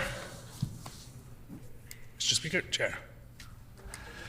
Mr. Chair, I am very pleased to be here today, and I would like to welcome my colleagues and the members opposite today. It is an honor and a privilege to be the Minister of Sport, Culture and Heritage, and to introduce the 2023-2024 budgetary estimates for my department. As everyone's well aware, this is my first time as Minister, so the first time here in the Committee of Supply, and I'm very excited to talk about all the great things our government is doing and going to keep doing. I'd like to introduce, the members of my department when they arrive or when they're let in. But in Budget 2022, our government committed to an investment of $100 million for the Arts, Culture and Sport in Community Fund, providing enhanced support for capital projects and programming related to the arts, culture and sport initiatives in communities across the entire province. In Budget 2023, we accelerated our support for the fund, expanding the planned $34 million investment by $16 million to $50 million, and investing a further $50 million in 2023-2024, for a total of $100 million over 2 years. These funds will enable the many Manitobans who enjoy and celebrate the province's rich culture to benefit from this support for capital projects and programming related to arts, culture, and sport initiatives. Manitoba's cultural industries continue to be an economic driver for the province, with the total production volume for the film, music, and publishing industries estimated at over $250 million for 2022-2023. Nearly $3.6 million was provided to Manitoba Film and Music to ensure ongoing operations and continued growth in the film and music industries through international marketing and promotion, administration of the film and video tax credit, grants, and other financing programs for Manitoba artists, artisans, and production companies, representing more than 2,500 professionals. The book publishing tax credit, along with other publishing and printing support programs, ensure that Manitoba continues to provide meaningful employment to Manitoba residents engaged in the creative industries. It has been exciting to see the return of more sport activity as pandemic restrictions have lifted as well. This past year, young Manitoba athletes were able to participate in both the Summer and Winter Canada Games. To acknowledge the significance of sport in our province, we are continuing to invest over $13 million in sport through our agency, Sport Manitoba. Our government, the Manitoba Combative Sport Commission, Sport Manitoba, and the almost 70 Manitoba provincial sport organizations are committed to delivering and welcoming a safe and fun sport experience for Manitoba residents of every age group, gender, and skill level. For these reasons, we continue to advance our 2-year annual commitment of $250,000 towards Sport Manitoba Safe Sport Strategy. This is above and beyond the current funding. Progress was made this past year with new resources and a public awareness campaign about our Safe Sport Hotline. In year 2, additional critical resources will be developed and implemented. Manitoba's public libraries are an essential community hub. Our government is delivering on its commitment to strengthen the Manitoba public library system. In 2021-2022, we provided a $769,000 increase to the public library sector. And in 2023-2024, we will further enhance support of the public library sector with an additional $277,000 investment as we continue to develop a more effective and responsive approach to support public library operations along with municipal governments. Heritage grants, programs, and technical support services to community-based museums, organizations, and owners of designated properties ensure that the unique people, events, and places that are representative of our collective past are remembered, and that the irreplaceable resources we have inherited as a legacy continue to be conserved. Manitoba's heritage community leads important research, provides capacity and workforce development opportunities, and creates public programming that all serve to build awareness of how the heritage sector enhances community cultural infrastructure, works towards social cohesion, and provides enriching experiences which in turn contribute to community well-being and evolving understanding of our society and grow cultural tourism potential. Close to 300 different heritage programs, initiatives, or operations will be supported through the allocation of just under $2.4 million targeted to the heritage sector. New programs such as the Heritage Resource Conservation Grant, the Community Museum Project Support, and Military Memorials Conservation Grant continue to provide annual funding support as defined within the various trusts and endowments that our government has established. Additionally, work and collaboration continues with our partners at the Winnipeg Foundation and Endow Manitoba to advance heritage sector sustainability through Manitoba Heritage Trust endowments, signature museum trusts, and the $25 million investment into the Bay Building Fund. An additional $243,000 will be invested to support mineral exploration and development work in the province by increasing our archaeological complement by 3 full-time staff and providing funds required to perform targeted surveying.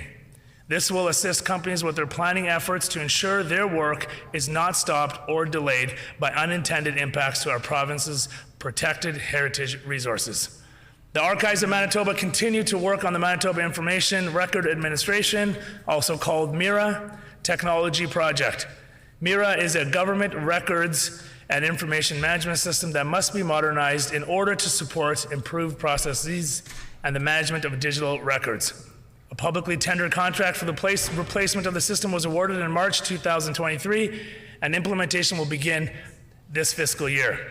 This winter, the Archives of Manitoba co-hosted Indigenous Afternoons in the Archives to support and encourage Indigenous research at the Archives. The events featured displays of archival records and offered the opportunity for visitors to connect with Archives staff, local academics, and other researchers. The Legislative Library continues to provide professional research and reference services to members, legislative staff, members of the public service, and members of the public. In the past year, library staff provided 18,860 books, articles, and online resources to their clients. They also acquired almost 9,000 books, periodicals, government publications, and newspapers. The province will provide a total of $13.865 million in provincial funding to Travel Manitoba in 2023-2024. Our government continues to invest in tourism and travel marketing as the tourism industry shifts from a short-term pandemic response to rebuilding for long-term growth.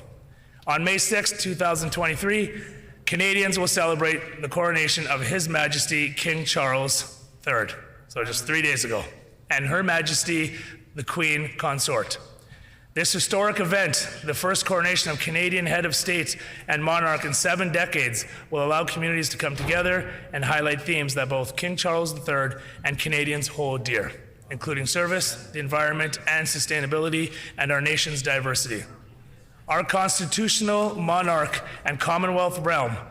As a constitutional monarch and Commonwealth realm, Canada will be marking this milestone event with a number of national initiatives that celebrate the close ties between His Majesty and Canada, as well as the role the Crown plays in our system of government and our sense of identity. Provinces and territories, including Manitoba, will join the federal government in marking this occasion. Lastly, and I know you all waiting for this, lastly, I would like to extend my gratitude to the entire staff Department of Sport, Culture, and Heritage for their continual work, effort, passion for this department and province.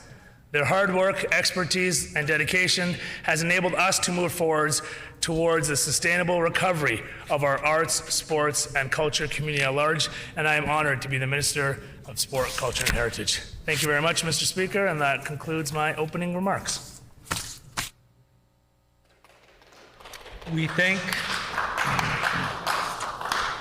the minister for those brief comments. Does the official opposition critic have any comments? Thank you, Mr. Chair. Right, the honourable MLA for the POC MSF. Thank you, Mr. Chair.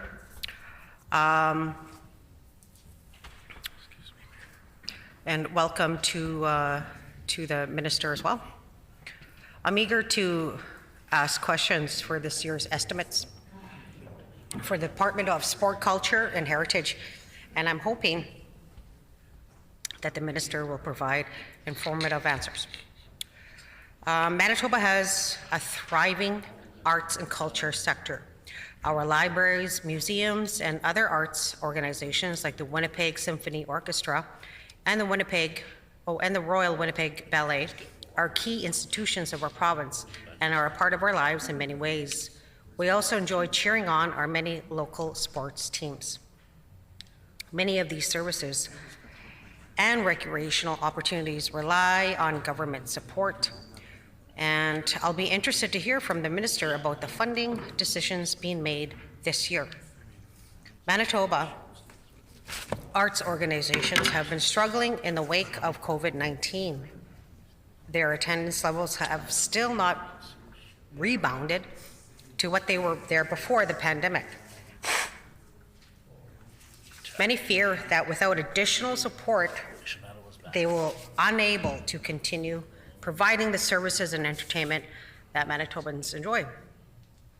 In the past, we have raised issues such as increased protections for youth and sport and increased arts funding that we are still waiting for this government to act on. I hope to hear from the Minister that his department will be doing everything possible to provide our local arts organizations, as well as all organizations that fall under his department. Eggleston.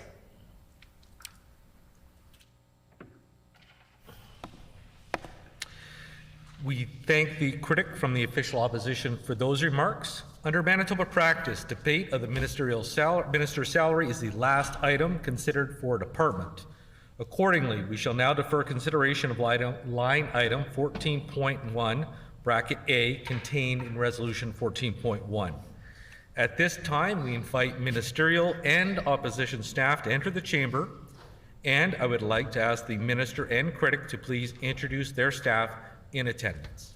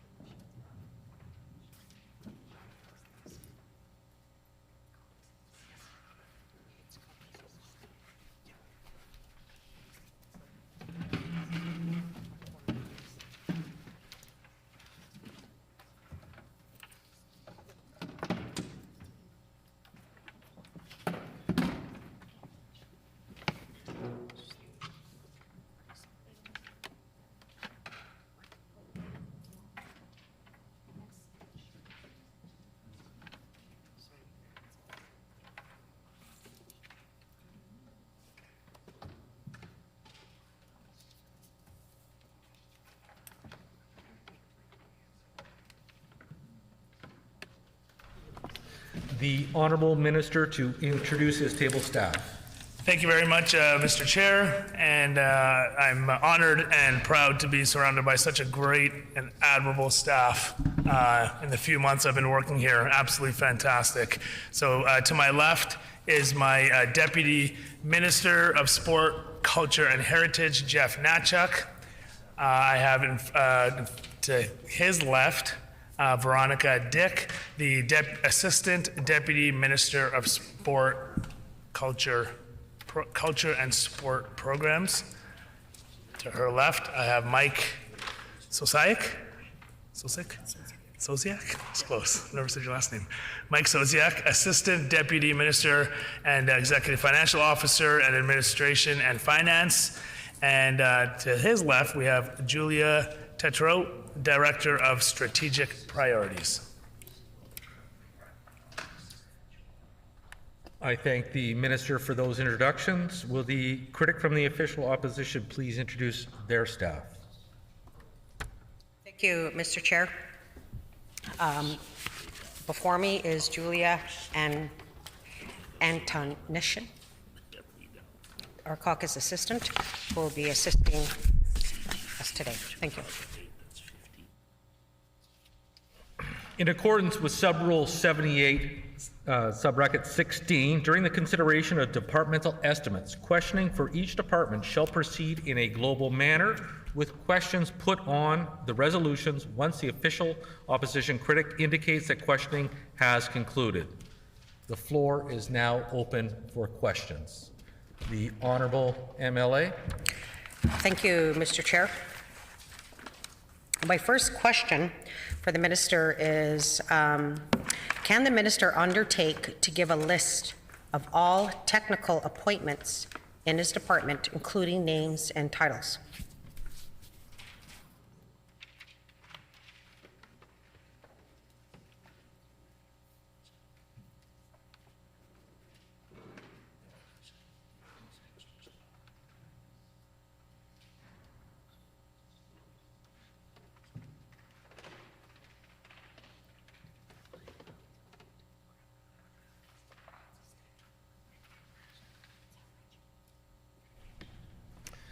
The Honourable Minister.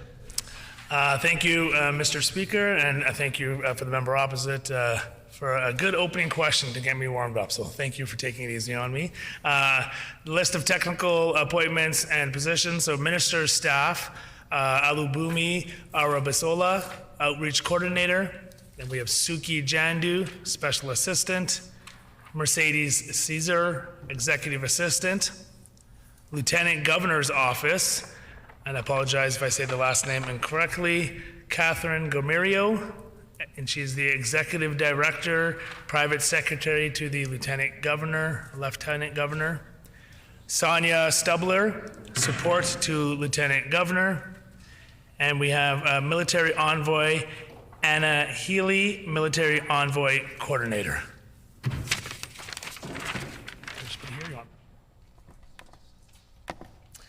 The Honourable Critic. Thank you, Mr. Chair. Can the Minister undertake to give an organizational chart that lists all employees and program areas, please?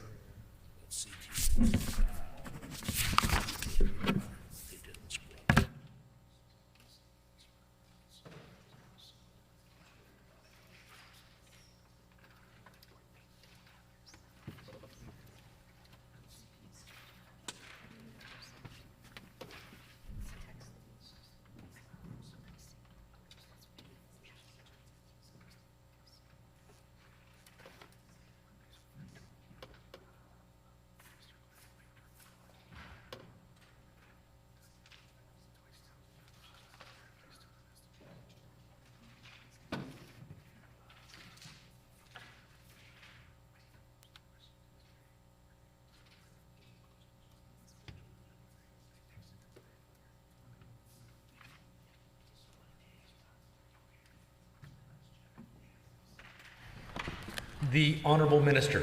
Sorry, Mr. Chair. Clarifying question. Is the member opposite asking for I understand the organizational chart, but is the member opposite also asking for all of the staff enlisted within the entire department?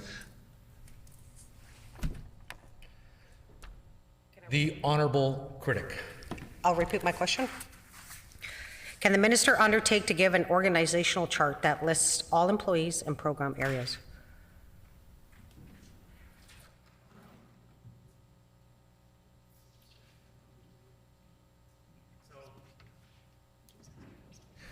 The Honourable Minister.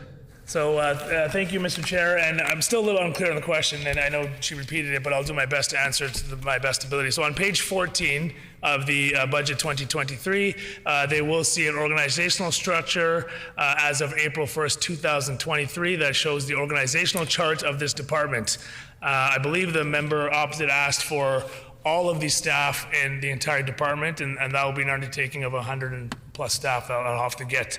I don't have that readily available on one sheet, but if that's what the member's asking, then I can also provide it with every single person that works within the department. The Honourable Critic. Thank you, Mr. Chair. My next question is, can the Minister give a list of all current vacancies in the department as a number and percentage?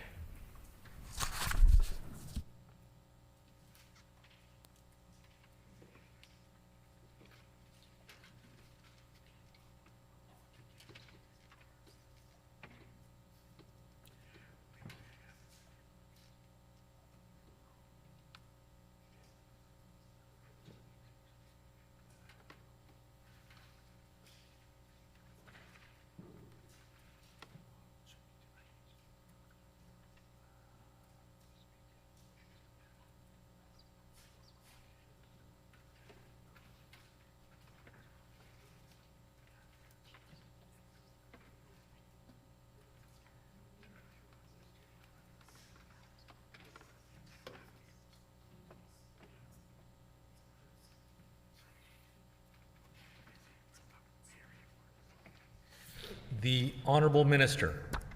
Thank you, Mr. Chair, and thank you again for that question. So vacant positions in this department as of February 28th, 2023, as of February 28th, was 28.4 full-time employees. Since then, however, 11 have been filled.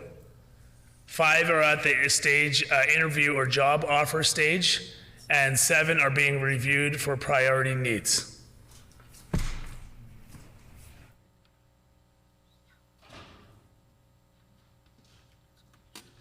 The Honourable Critic. Thank you, Mr. Chair. As a former representative workforce coordinator, how many identify as a minority, Indigenous?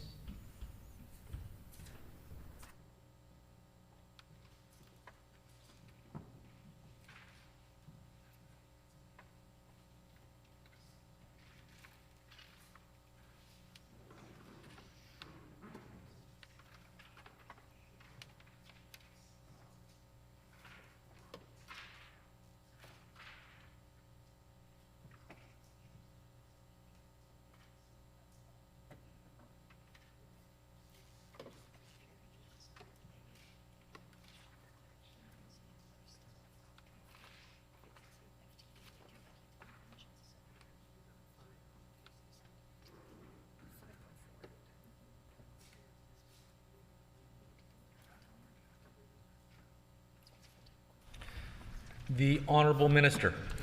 Thank you very much, Mr. Chair. And I thank the member opposite for the question. As the minister in this department, as an obvious visible minority myself, and speaking to an Indigenous leader on the opposite side, I see the value, and I believe she sees the value in that as well. So it's very important to me. I think it's wonderful to have more diversity represented in government and all aspects of life, wherever it may be. So I'll again refer the member to Budget 2023. If the member takes a look in the supplement to the estimates of expenditure, it's laid out on page 36. At the very, very top, where Manitobans where it states, Manitobans are best served by a public service that is inclusive and representative of the diverse population of Manitoba at all levels of the organization, including senior management. Employment equity status is self-identified on a voluntary basis when individuals are hired into a position or at any time during their employment with Manitoba's public service. Employment equity groups include women, Indigenous people, visible minorities, and persons with disabilities. This measure will capture diversity in Manitoba's public service and in senior management. So if we go ahead further and we look at that chart, you can see that an equity group, the women benchmarks are 50%, but as percentage total employees as of December 31st are at 72%. Is Indigenous people, self-identified, 16% is the benchmark, and they're at 12%.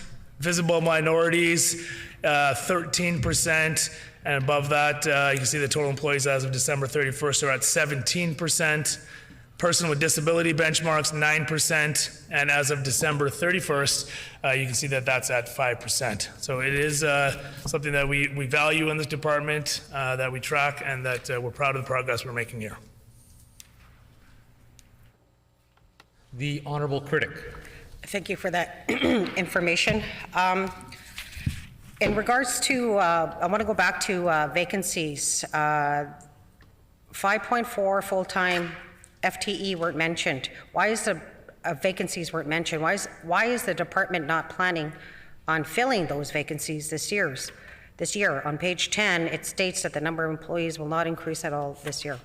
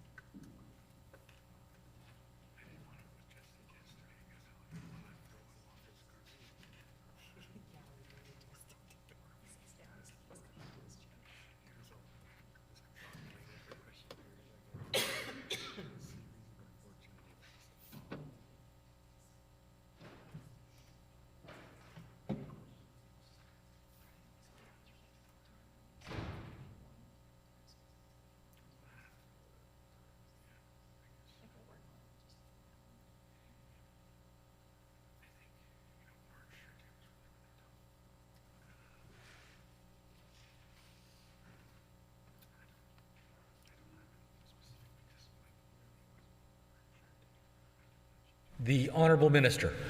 Thank you, Mr. Chair. And I will go back and reiterate my comment earlier. Maybe there was some confusion over what was stated.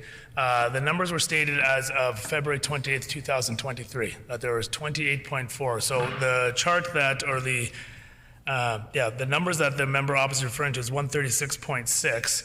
That is the core staffing target of where the department is fully staffed. Out of that, 28.4 on February 28th were vacant.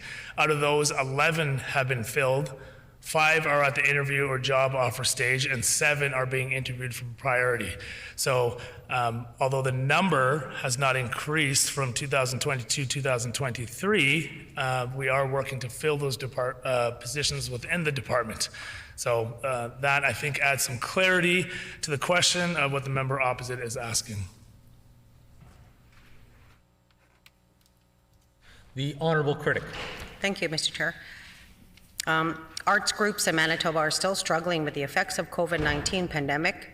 Their attendance levels still haven't rebounded, and they're worried that without additional funding, the status of their organizations are at risk.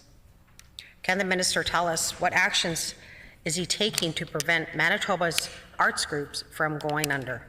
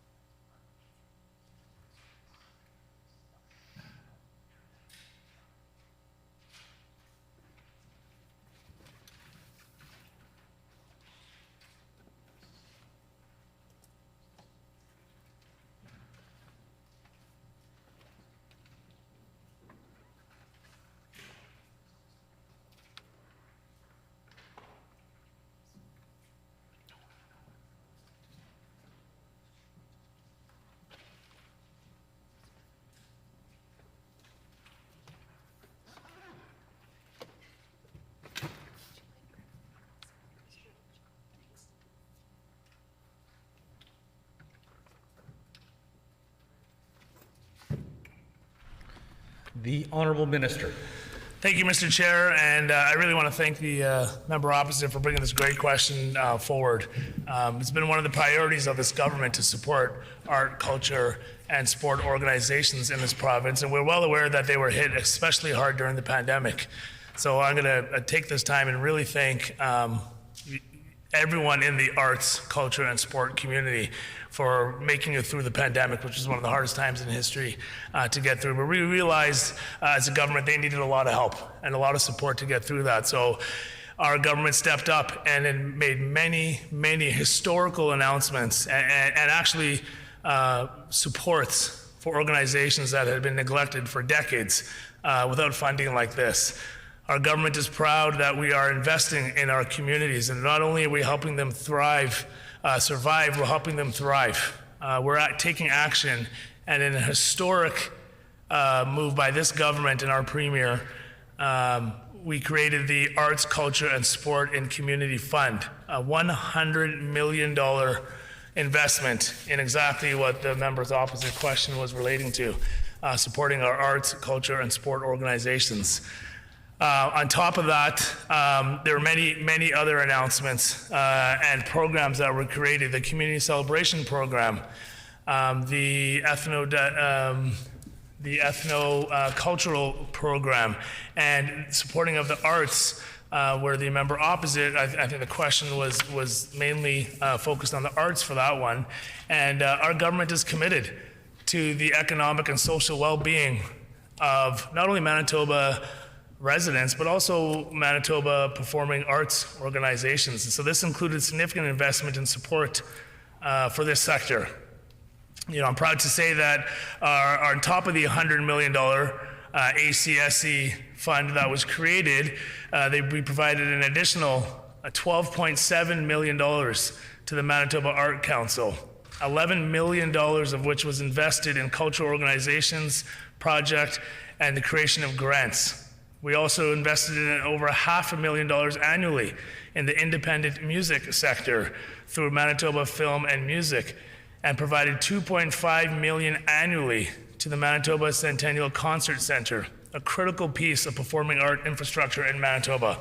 And all of these were, Mr. Chair, I'll reiterate, were historic investments that had never been done before by any government. So coming out of the pandemic, these were astronomical, I would say, from the feedback we've gotten from community and the organizations that benefited from these. The Manitoba government, I mean, I can go on and on. I know I only have 5 minutes for this and only 2 minutes left, but I could talk for the whole 2 hours on the great work we've done. The Safe at Home program for nonprofit organizations provided $2.7 million to cultural organizations. On top of that, I mentioned the $12 million for the recovery of the sector. And in summary, if I was to list these all off, we could go through the Stay Home Grant Program, which was $5.25 million. The Center Franco CCFM for $300,000. The Manitoba Centennial Concert Corporation, $1 million, and then an additional $400,000. Manitoba Film and Sound and the Arts and Culture Sustainability Fund received $250,000 and an additional $500,000.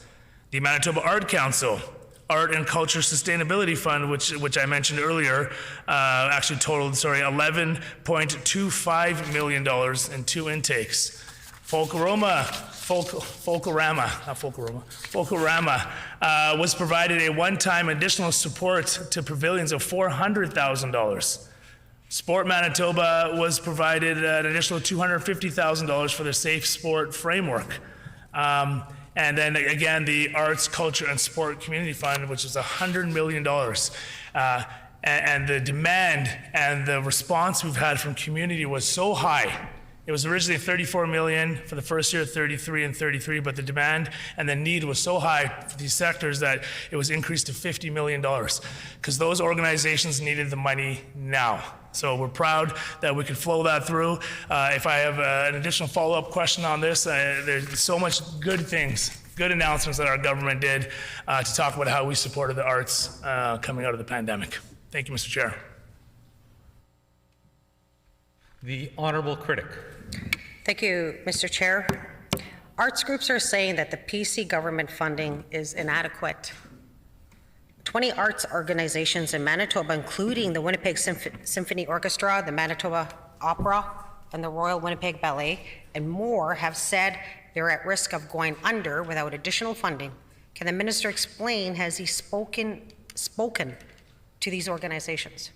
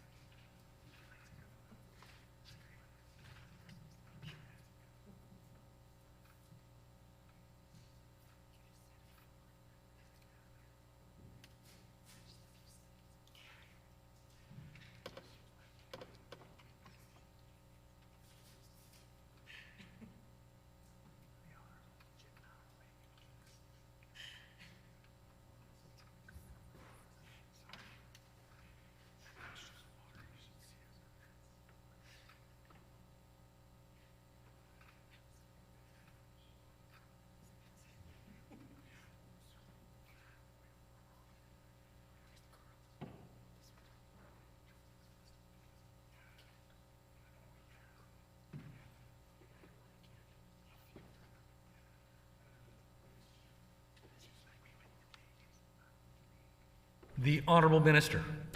Thank you, Mr. Chair. And again, I want to thank the member opposite for that question. And been in this department now for I think just over 2 months, and when I came in, my top priority was to meet with almost every stakeholder I believe I've met with within this department, or I've tried to, and still have meetings going forward.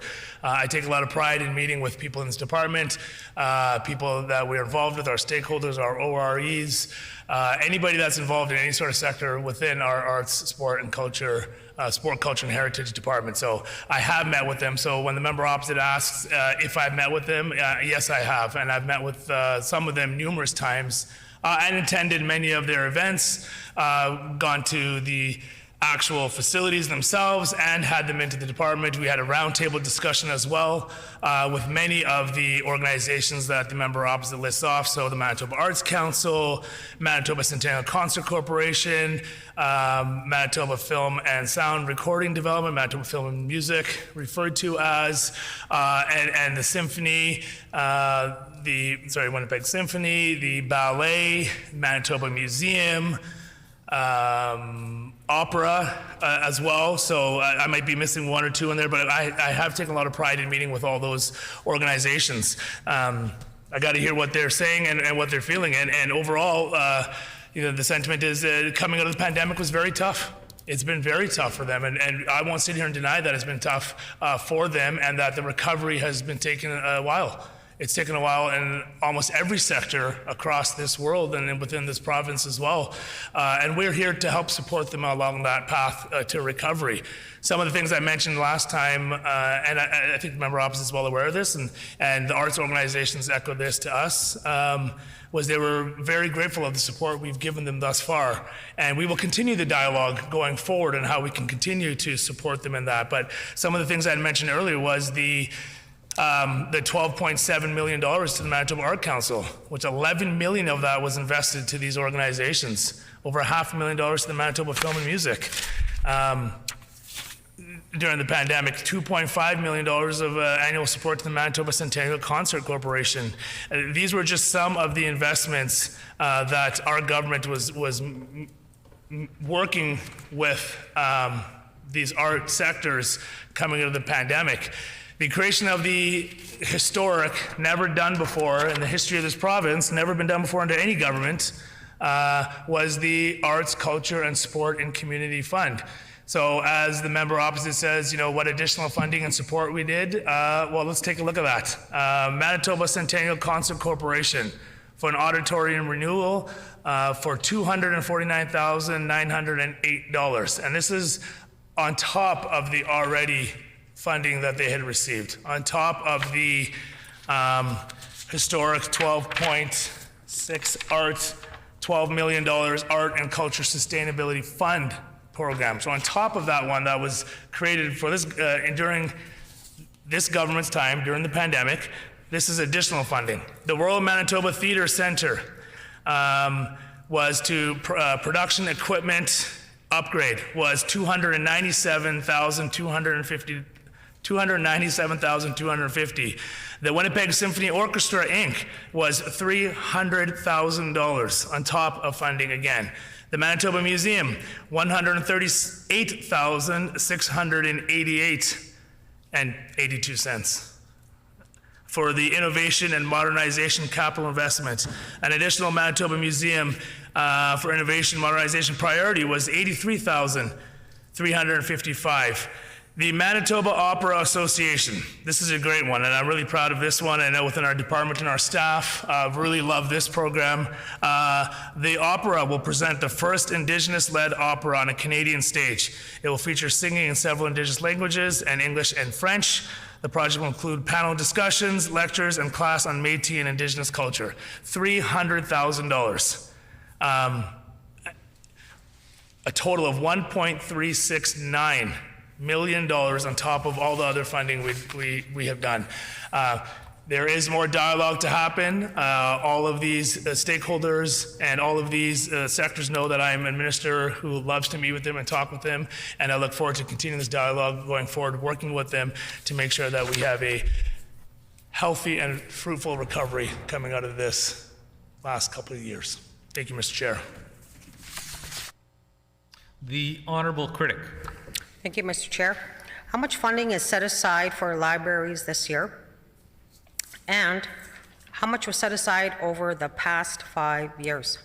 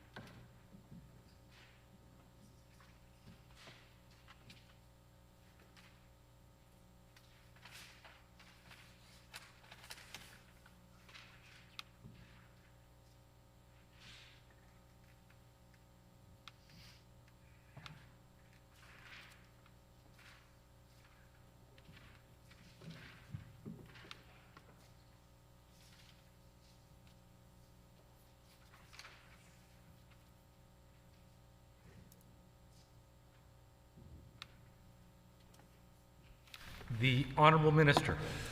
Thank you very much, Mr. Chair. And again, I want to thank the member opposite for, allowing me the opportunity to highlight some of the great things our government is doing. And one of them is the funding for public libraries. So I believe the member, and I might be mistaken, maybe they can come back after I'm done my answer here, but I believe the member asked for the funding over the last 5 years previous to this year. So they wanted this year's, and then they want the previous 5 years going back. The member opposite's nodding, so I assume that's yes. So we can review, take that under advisement and bring that back. We don't have a table right now showing the previous 5 years, but I can comment on like last year and this year and what we are doing to support. So we will go back and get that over the last 5 years. In 2022 and 2023, the rural public libraries received funding of $4,894,200. And the Winnipeg Public Libraries received $2,010,100. So that is reflected, so total of over $6.8 million since 2022-2023. I'll also comment that there was a review process done and being done, and there was a $769,000 increase for public sector. This is going back to 2021-22. So there was a $769,000 increase. Of that, $600,000 was distributed annually to rural public libraries, and $169,000 of that was allocated to build sector capacity and improve services to Manitobans with print disability. Along with that, I'm proud to say that there was an additional increase of $277,000 in provincial funding to rural public libraries. Again, this is above the $769 I've already mentioned. So $277,000 in provincial grant funding for rural public libraries in 23-24, stabilization funding for libraries that would have otherwise seen a decrease in provincial funding. Due to the impact of the 2021 census data. So government realizing that there would have been an increase based on previous funding models. Proud to say that our department realized that, stepped up and increased the funding for that as well. Our government is very proud of the work we're doing. And again, another sector where we realize more funding and more support is always needed. And I don't think you get an argument from anyone in anywhere that you can have more funding to support all everyone, let alone so above and beyond that. These sectors were hit really hard during the pandemic. So the art, culture, and sport in community fund, $100 million, historic investment in these sectors. And I'm going to go on a list. I have a minute 45, and again, I need more time to talk about all the great things our government is doing and this department is doing. I could not be more proud of the work we're doing. The Flin Flon Library Board, critical renovations for safety and accessibility, $213,000. Comité Culturel du Somerset, Somerset Library Bibliothèque renovations, $24,234. Victoria Municipal Library, technology and storage upgrades, $25,000. Lactabani Regional Library, library renovations, $25,000. South Central Regional Library, circulation desk replacement, $25,000. I apologize, I'm going to get this next one wrong. Bridevik Naija Island Historical Library and Resource Center, $25,000. Sigloons District Library. Sigloons. I apologize to the lovely folks of Sigloons. District Library, $3,112. I can go on and on. I'm not going to have time. I only have 38 seconds. I got 2 pages listed here. Thompson Public Library, Library Special Initiative Project, $35,000. Bibliothèque Régionale Jols Regional Library, $25,000. Prairie Crocus Regional Library, $19,765. Library at Large Youth Area Modernization Project, $24,500. Western Manitoba Regional Library Shoppers Facility Enhancement Project, $16,348. I'm not going to have time. I only got 10 seconds left. We are making significant investments in our library public funding, and we are proud and will continue to do that. Thank you, Mr. Chair. The Honourable Critic. In regards to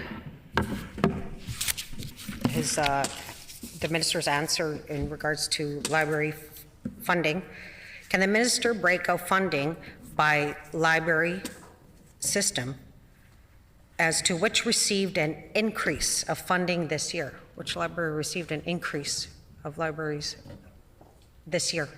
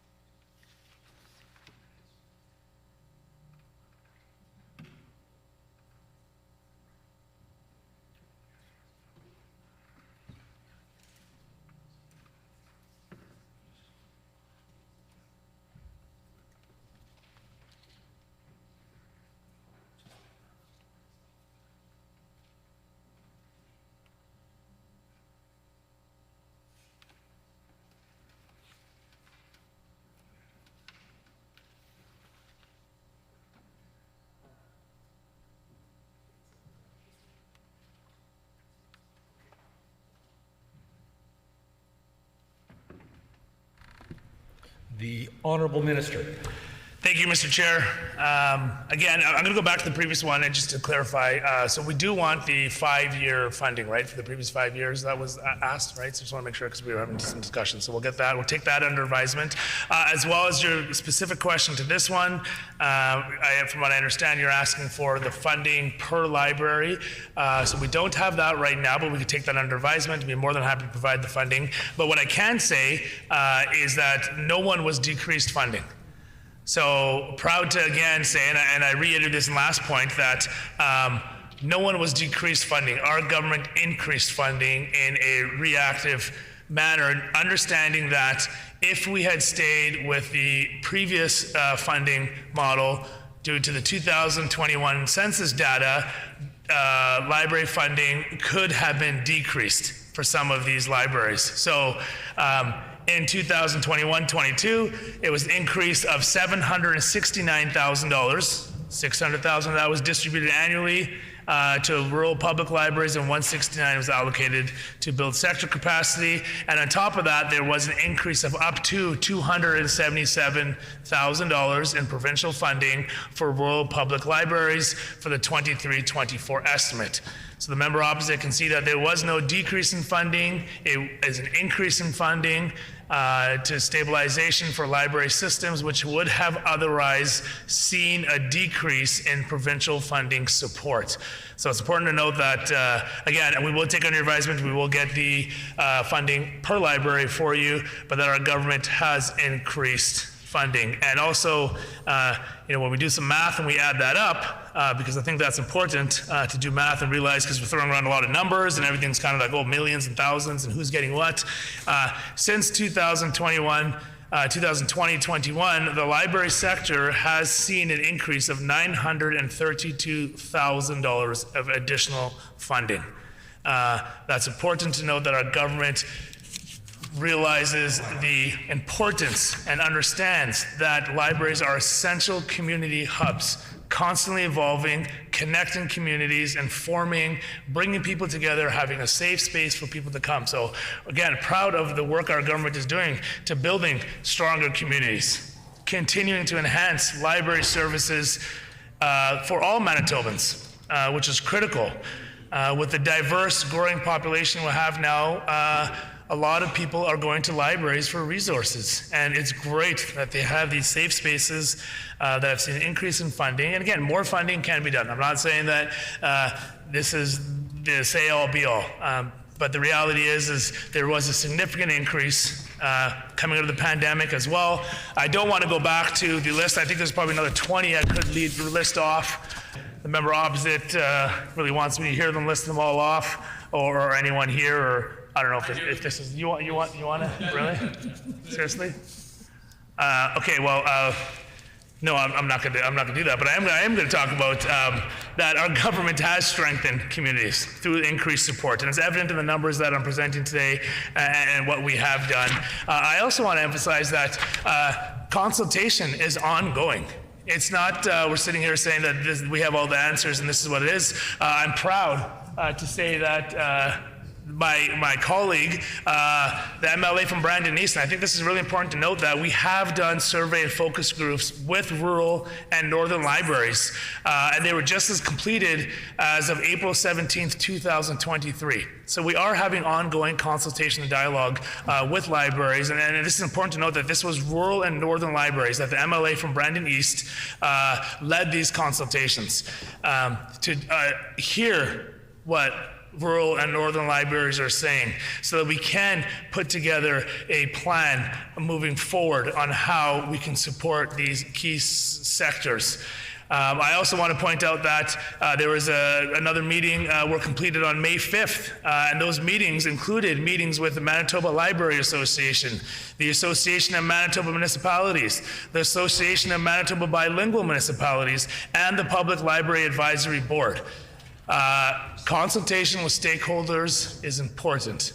Listening to people is important. As government, we have to do that. As a minister, my door is always open, welcoming for anyone to come in and talk to me about how we can help them and support them. And I'm proud of the steps that our government is making in supporting libraries across this province. Thank you, Mr. Chair. The honourable critic. Thank you, Mr. Chair.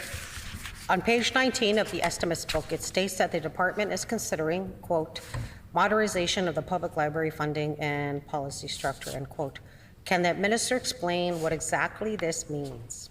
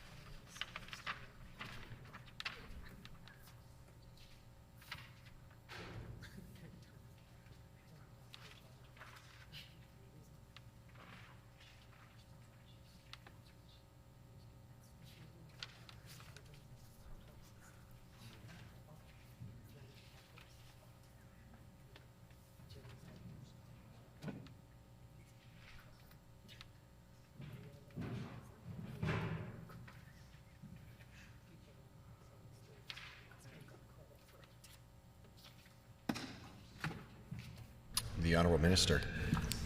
Thank you, Mr. Chair. I want to thank the member opposite for the question. And again, I touched on this in the last minute and a half of my last question, so I'll just go back to what I had reiterated in the last question. I'll add some more information and clarity just to further emphasize how the work our government is doing. So I believe the question wasn't related to public library modernization and what we're doing. So again, as I had stated, we are consulting with library communities to better understand their needs and consider how we might be more responsive to them. I had mentioned that the member from Brandon East had led these conversations, and I'm so proud of the great work he has done with them, selflessly serving, in late evenings, meeting with these focus groups, early mornings with them to really understand them and focus surveys with them, the rural and northern libraries as well. So those were completed on April 17th, 2023. So we are meeting with these organizations and libraries to understand what is needed to help them as we modernize for the future. So further to that, understanding that there are financial pressures on libraries. And according to the previous funding support, as a result of the 2021 census data, there would have been a potential decrease in funding to some libraries. And we don't want to see that happen.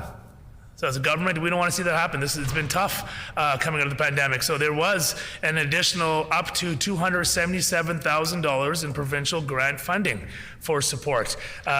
This is what we're hearing from them. These libraries need support. They need financial support to help them modernize. And that's what we're doing. We're listening to them. We have met with stakeholders. Again, I mentioned in the last question, Manitoba Libraries Association, Association of Manitoba Municipalities, Association of Manitoba Bilingual Municipalities, Public Library Advisory Board, along with dialogue with the City of Winnipeg, with MR through the municipal funding, fiscal transparency and accountability subcommittee table, currently organizing meetings with Winnipeg's Community Services Department and Winnipeg Public Library Management. So we are taking the steps to understand the needs and pressures and strains put on libraries and their funding.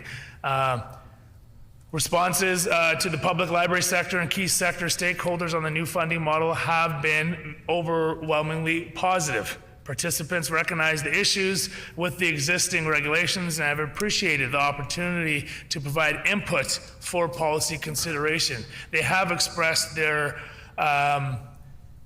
joy and support in the increase in funding when there could have been a decrease due to the funding model set up on the census with the decrease in population from 2021. So these are all things we're hearing from sectors and how we're helping them modernize. If the member goes on to read on page 19, it clearly lays out some of the steps done through how the modernization will be done through collecting public and sector consultation, jurisdictional scans, other research and analysis to consider modernization of public library funding and policy. I don't need to read the whole paragraph there, but the member can see it. Those are some of the steps we are taking to work with libraries on modernizing them and supporting them as we come a year now, or the pandemic I think was just officially declared over this week or last week. So these are some of the steps we're doing as a government to support them. Many, many more funding here on these tables I could list off, but I think we get the idea of where our government is at when it comes to funding and supporting libraries. Thank you very much for the question. The Honourable Critic. Thank you, Mr. Chair. The department has set a goal of doubling the number of Indigenous-owned and operated businesses within the tourism sector this year. How is the department planning on doing this?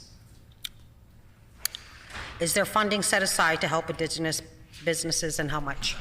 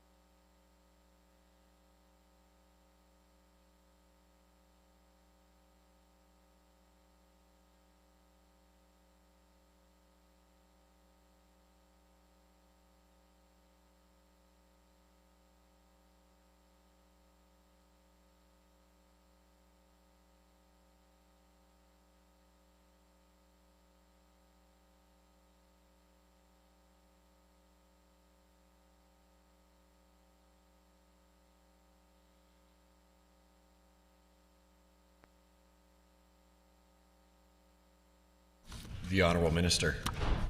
Thank you very much, Mr. Chair.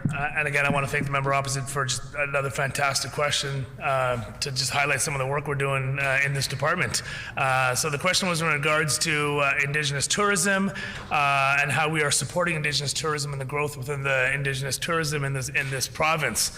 So a little history to back up, and I'll kind of bring home the point of where we're going on our support and our, again, another historic investment by our government. So in 2017, Travel Manitoba and ITAC, that is the Indigenous Tourism Association of Canada, established a 3-year MOU to foster growth of the Indigenous tourism sector in the province. That was in 2017. In April of 2021, the MOU was renewed and will be in effect for 3 more years, ending on March 31st, 2024. The renewed MOU also includes the newly formed Indigenous Tourism Manitoba, ITM, as a strategic partner and signatory. An updated strategy was launched in 2021, which reflects the significant progress made since the 2019 strategy. So we can see that there's been ongoing work being done with ITAC, being done with ITM, with Travel Manitoba, and our government has been proud to walk alongside with them as the strategy has evolved. The industry need for COVID recovery and further alignment with updated Manitoba tourism strategy. So the updated strategy was developed in partnership again with ITAC and ITM and Travel Manitoba, where there's a commitment of $500,000 in funding in support of that strategy over a 3-year period. But wait, it gets better, Mr. Chair. The target of the updated strategies, it goes through the targets of stabilizing recovery of Indigenous tourism businesses in Manitoba, to return to 2019 employment, and GDP levels by 2025, and I believe they are ahead of schedule when it comes to 2025, and align tourism training programs to meet the specific needs of Indigenous businesses on an annual basis. So it's important to highlight that these programs and this investment of $500,000 is specifically targeted to the Indigenous tourism sector. Since that strategy launched, Travel Manitoba has provided $300,000 of the $500,000 in committed funding. In addition, in the 2021-22-23 fiscal year. And then, sorry, this one here. And we fast forward to now this year of 23. As a minister, I was honored. One of my first events was to attend the International Indigenous Tourism Conference here, held right here in Manitoba, where there was over 1,000 delegates. 1,000 delegates came from across Canada, and I believe I met some people from the States as well that were up here, Mr. Chair, to better understand, get involved, find out how they can support and grow the Indigenous tourism strategy and component of tourism, highlighting that. And I was proud at that conference, our government was announced an additional $451,000 over 2 years to the Indigenous Tourism Manitoba to increase Indigenous tourism, products and experiences, market and promote tourism businesses, and foster increased collaboration and leadership specific to the Indigenous tourism sector. It was great. It was one of my earlier events and a big announcement as a minister, and the overwhelming joy I saw on people's faces when they heard that, and they saw that our government is proud to support this vibrant, growing sector of our province, not only for economics, but also from an education and understanding and a truth and reconciliation component of that. So it was really wonderful to be part of that announcement. Travel Manitoba is also actively supporting the growth of Indigenous tourism through their Indigenous tourism strategy, which I highlighted in the opening. So the full circle of where it's come from in 2017, through the pandemic, through the growth, through the additional investments and support by our government to support Indigenous tourism. So with all of these investments, we do believe that this will significantly increase the Indigenous tourism sector, thus increasing jobs, training, awareness, and all the other great things that come along with that. Due to the time, I will have to stop talking. The Honourable Critic. Thank you, Mr. Chair. How is this government looking at increasing tourism in northern Manitoba, such as we had a look north office at a Teneke Mall on OCN? Every time I passed by there, the doors were shut and locked.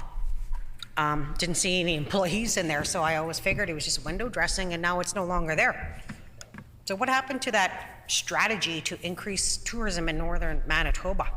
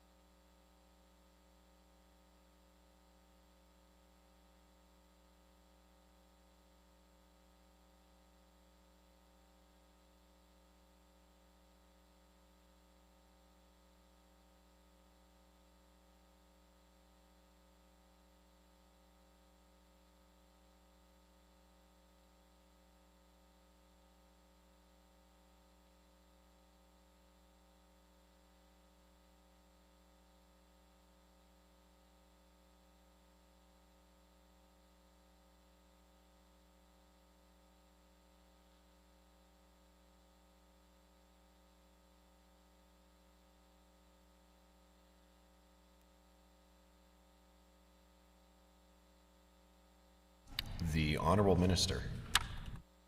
Thank you very much, Mr. Chair. So I missed the name of the place, so maybe afterwards if you can write down on a sticky note or something and give it to me. I'd love to look into that and see what's going on there. I didn't even hear the town or the city you mentioned, so if I'll get that info from you, it'd be great. To highlight the tourism strategy, the Northern Tourism Strategy, so Travel Manitoba, within their tourism strategy, to promote Northern Lights as a third season for travel to Churchill. And I have had, as the minister, significant dialogue and meetings with people and businesses in Churchill and how we can help them promote their Northern Lights as a third season for travel to Churchill. There is a develop municipal advocacy toolkit to assist communities in building a case for greater investment in local tourism in the North. Develop an inventory of tourism products and assess export readiness in key opportunity areas such as Indigenous, Francophone, water-based experiences, attractions, and winter. Develop winter tourism. I think it's vital that we realize as a province, we're not Mexico. We're not Florida, we are Winnipeg, we are friendly Manitoba, and we are proud of that.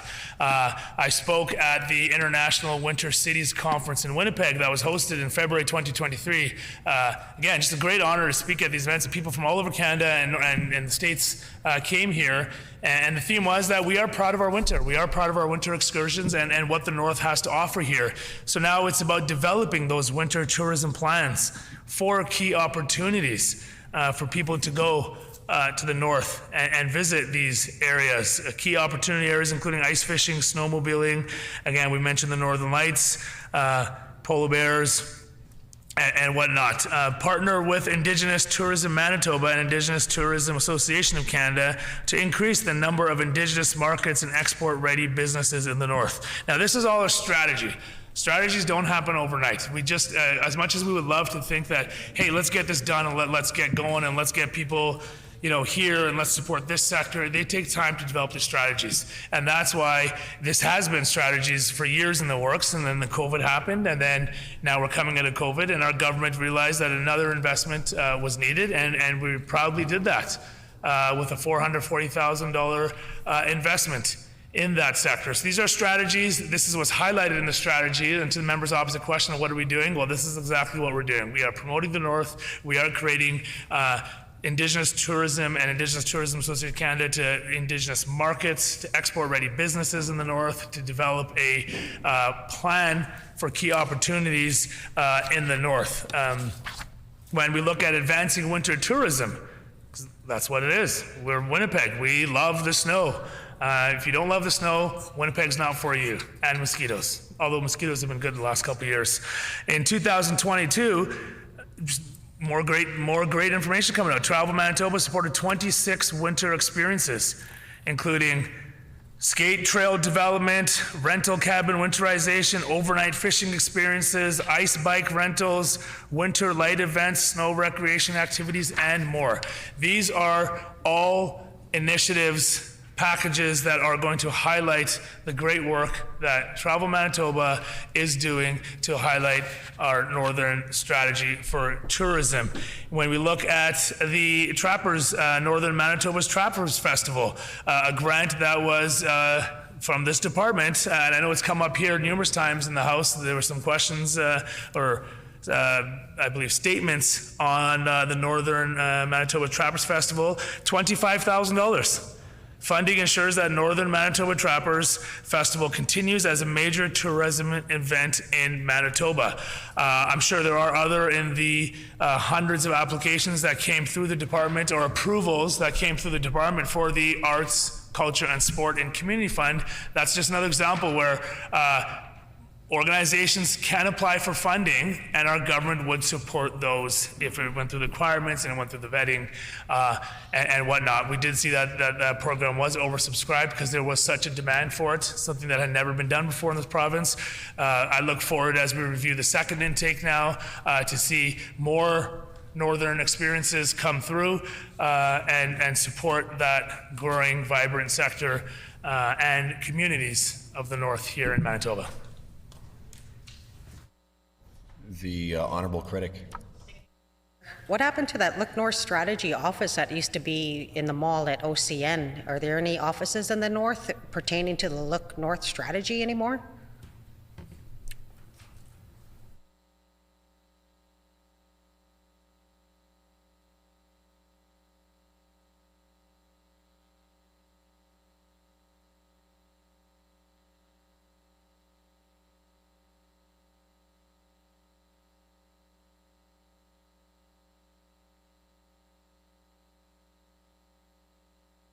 The Honourable Minister. Thank you, Mr. Chair. Appreciate that acknowledgement. The Looking North strategy, so that from what I understand, that was not developed within this department. That was another department that had that strategy, so I can't comment on what that was or what the results are on that. And where that went. So we're not aware of that within here. As the new minister, sorry, I'm not aware of that here. Do we want to take it under advisement? I'll look at it. Yeah, I mean, we can. I will take it under advisement to see where that strategy is. And we can get back to you on where that is and what department that sits in. It may have been edit or another department, but it wasn't sports culture heritage. The honorable critic.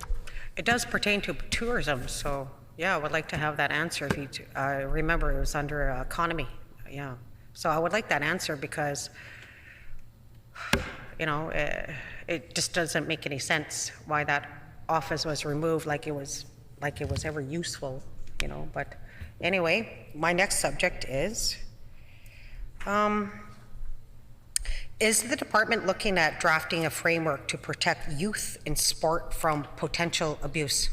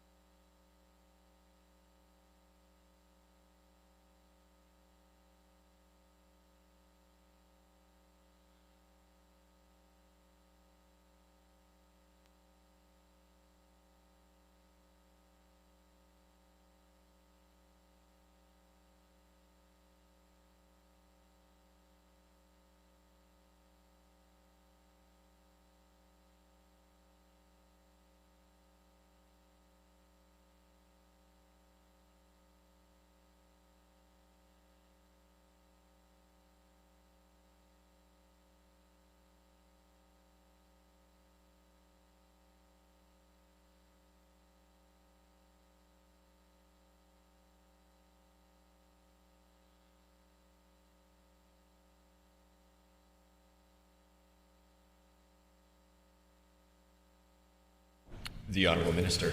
Thank you, Mr. Chair. And again, I want to thank the member opposite for bringing up a very, very important area within this department, and that's safe sports, the safety of kids. So, I want to start off by thanking all the coaches, all the volunteers, all the parents who have put so much time and effort in providing a safe space for kids to play in, to grow, to nurture their not only athletic ability, but also just their spirit, their leadership, their communication, their teamwork. Sports, and it's no secret to anyone in here, I absolutely love sports. I love the arts. I won't get into my art story, that's for another day, as my deputy minister knows. I love sharing that story, but I think they have such an important place to play.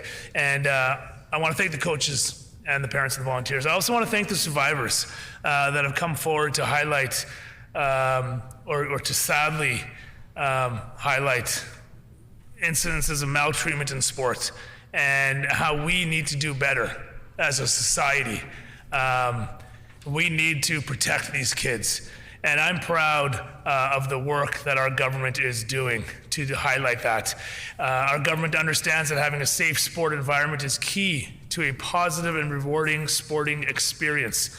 Whether it be as a volunteer, an athlete, a coach, official, a spectator, or athlete, sport contributes to the well-being of our communities. There's no argument there. And a lot of these kids and athletes go on to be future leaders in our communities, in whatever sector they are.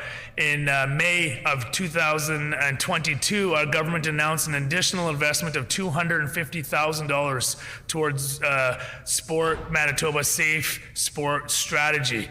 And this is, again, another historic investment. And I think I've used that word more than anything else today. It's historic because that is what our government has done. Whether it comes to library funding, whether it comes to the ACSC funding, whether it comes to the arts sector grant funding, and now with maltreatment of athletes in sports. So $250,000, never been done before in this province, to invest to support a safe sport hotline and other sport mechanisms, training, and resources to facilitate better policies and understand how to prevent and address maltreatment, including public awareness campaign. And I can't wait to share some of the data with you. Again, I wish I had 10 minutes to talk instead of just 5, but all the great things we are doing to address the maltreatment in sports. So when you look at that, the $250,000 contribution, it's, break it down here a little bit. So the Safe Sport Media Campaign was $100,000. The REES Football Manitoba pilot project, which was the Respect, Education, Empower Survivors. It was an online platform used to report incidences of maltreatment. The Northern Indigenous Community Projects for $40,000. Rural Community Survey. You got to get information. You have to get data. Safe Sport Champions was $40,000. Sport Culture Index, $7,500. The Athletes and Coaches Sport Culture Index was $25,000. Training and Resources, $26,500. All for $250,000 investment to help protect our kids, our future leaders and athletes when it comes to athletics. And I highlight this $250,000 announcement because I had the pleasure of attending an FPT, my first FPT, a couple weeks of being as a minister in PEI, and we had our discussions, and maltreatment of athletes in sports was a big conversation. And when Manitoba had the opportunity, when I had the opportunity to get up and stand and talk about the work we are doing, other ministers were blown away by the third-party mechanism that we're already developing. And that is a three-pronged approach, which plays in with this investment by a government, but it has a safe sport hotline, it has a safe sport law resource for them, counseling. So we are developing a third-party mechanism, and we had committed at that FPT, every province had committed to having a third-party mechanism by the end of this year. And it's great that since then, I've had ongoing dialogue with ministers across Canada discussing the third-party mechanism, sharing how they're doing it, how we're doing it. And Manitoba is well ahead of the curve when it comes to developing that. I will also, in 14 seconds, say that I've had numerous conversations with the federal minister on this as well. And Minister St. Ange is very impressed and happy with the progress we are making, and we will continue to work towards that third-party mechanism by December of this year. Thank you, Mr. Chair. The Honourable Critic. Thank you, Mr. Chair. We know that the Archives of Manitoba building is pretty old. I spent significant time in that building when I worked for Indian and Northern Affairs Canada on a major billion-dollar land claim. Beautiful space to be. And so my question is, why was funding for the Archives of Manitoba cut by $37,000 this year?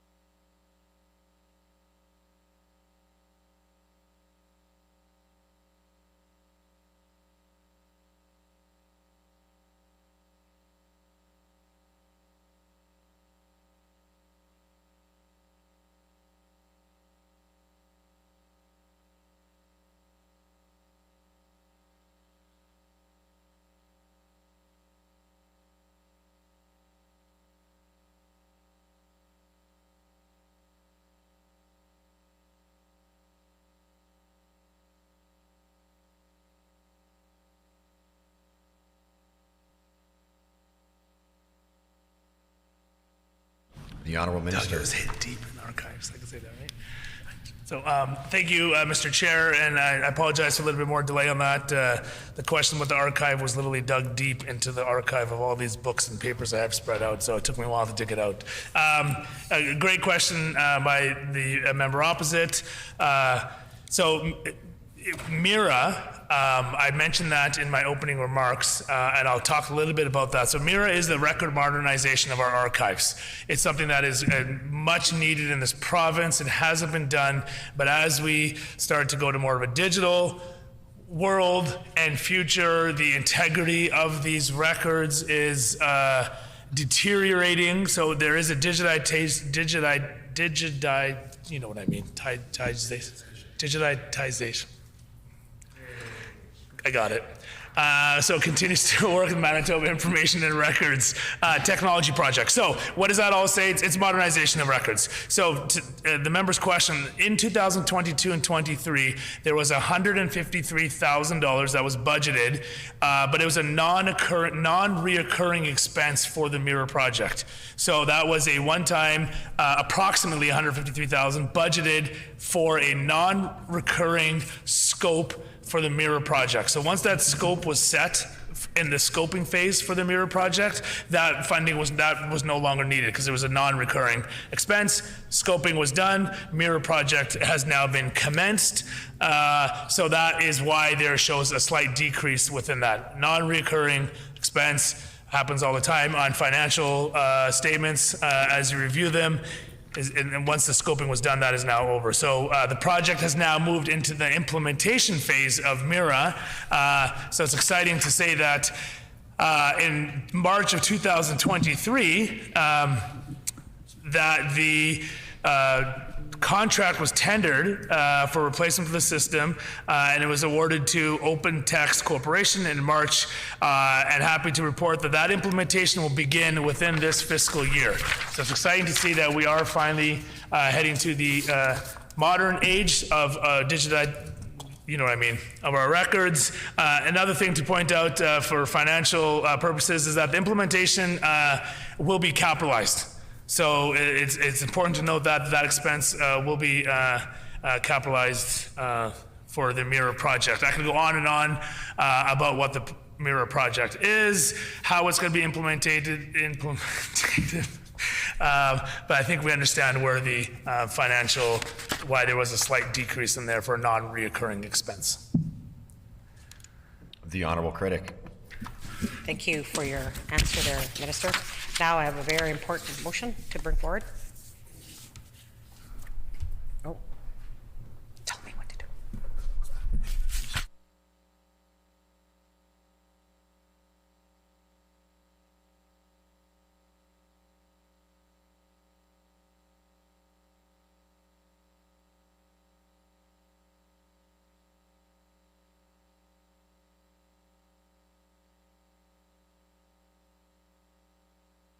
The Honourable Critic. I'm done with my questions and listening to our minister's 5-minute answers. That warrant answers. Great. Thank you. So seeing no further questions, we will now turn to the resolutions, beginning with the second resolution as we have deferred consideration of the first resolution containing the minister's salary. For the information of the committee, there are no monies allocated for the resolution 14.4 this year, so there doesn't need to be a vote. The information was included in the books to reflect change from last year.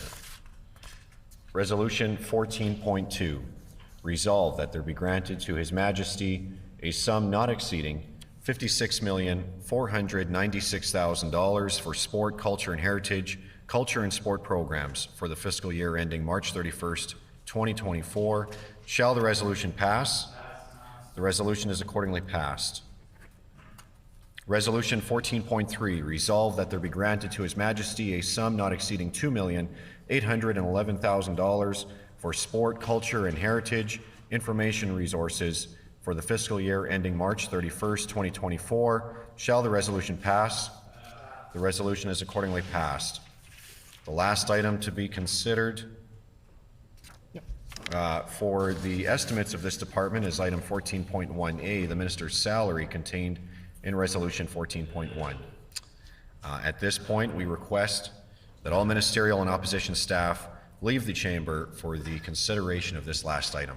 The floor is open for questions. The floor is open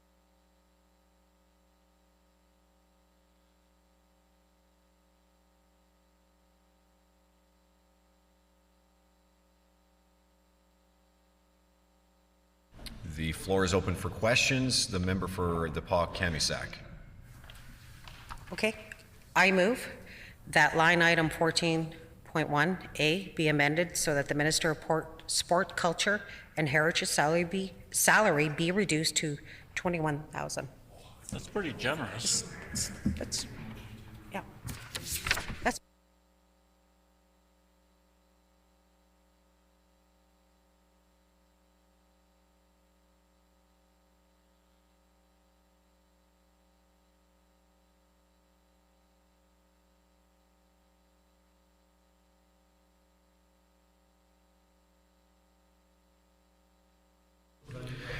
It has been moved by the honourable member for the Kamisak that line item 14.1A be amended so that the Minister of Sport, Culture and Heritage salary be reduced to $21,000. The motion is in order. Are there any questions or comments on the motion?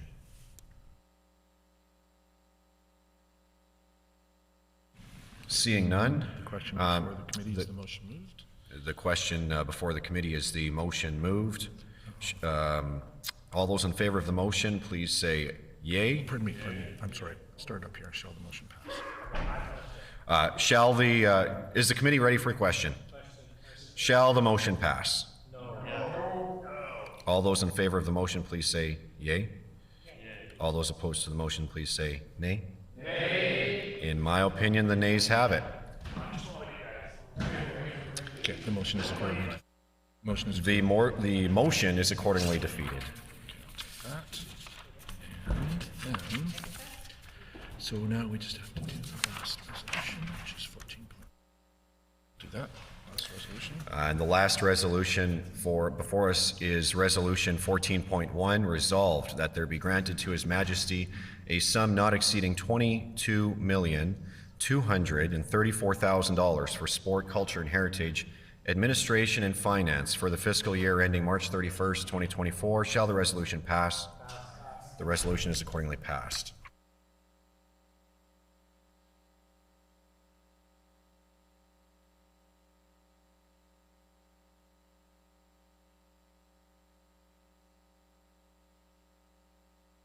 All right, this completes the estimates of the Department of Sport, Culture, and Heritage. What is the will of this committee?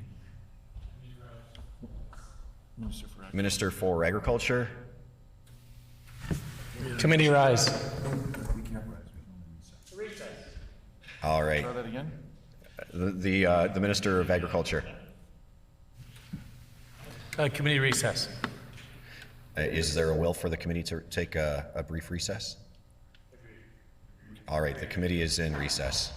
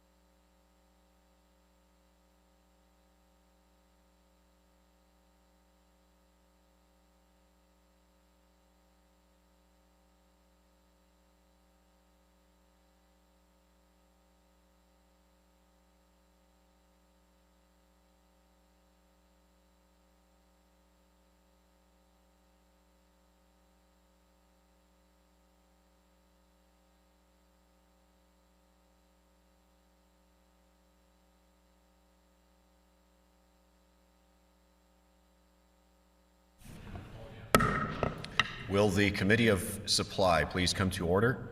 The hour being 5 o'clock, committee rise, call on the Speaker.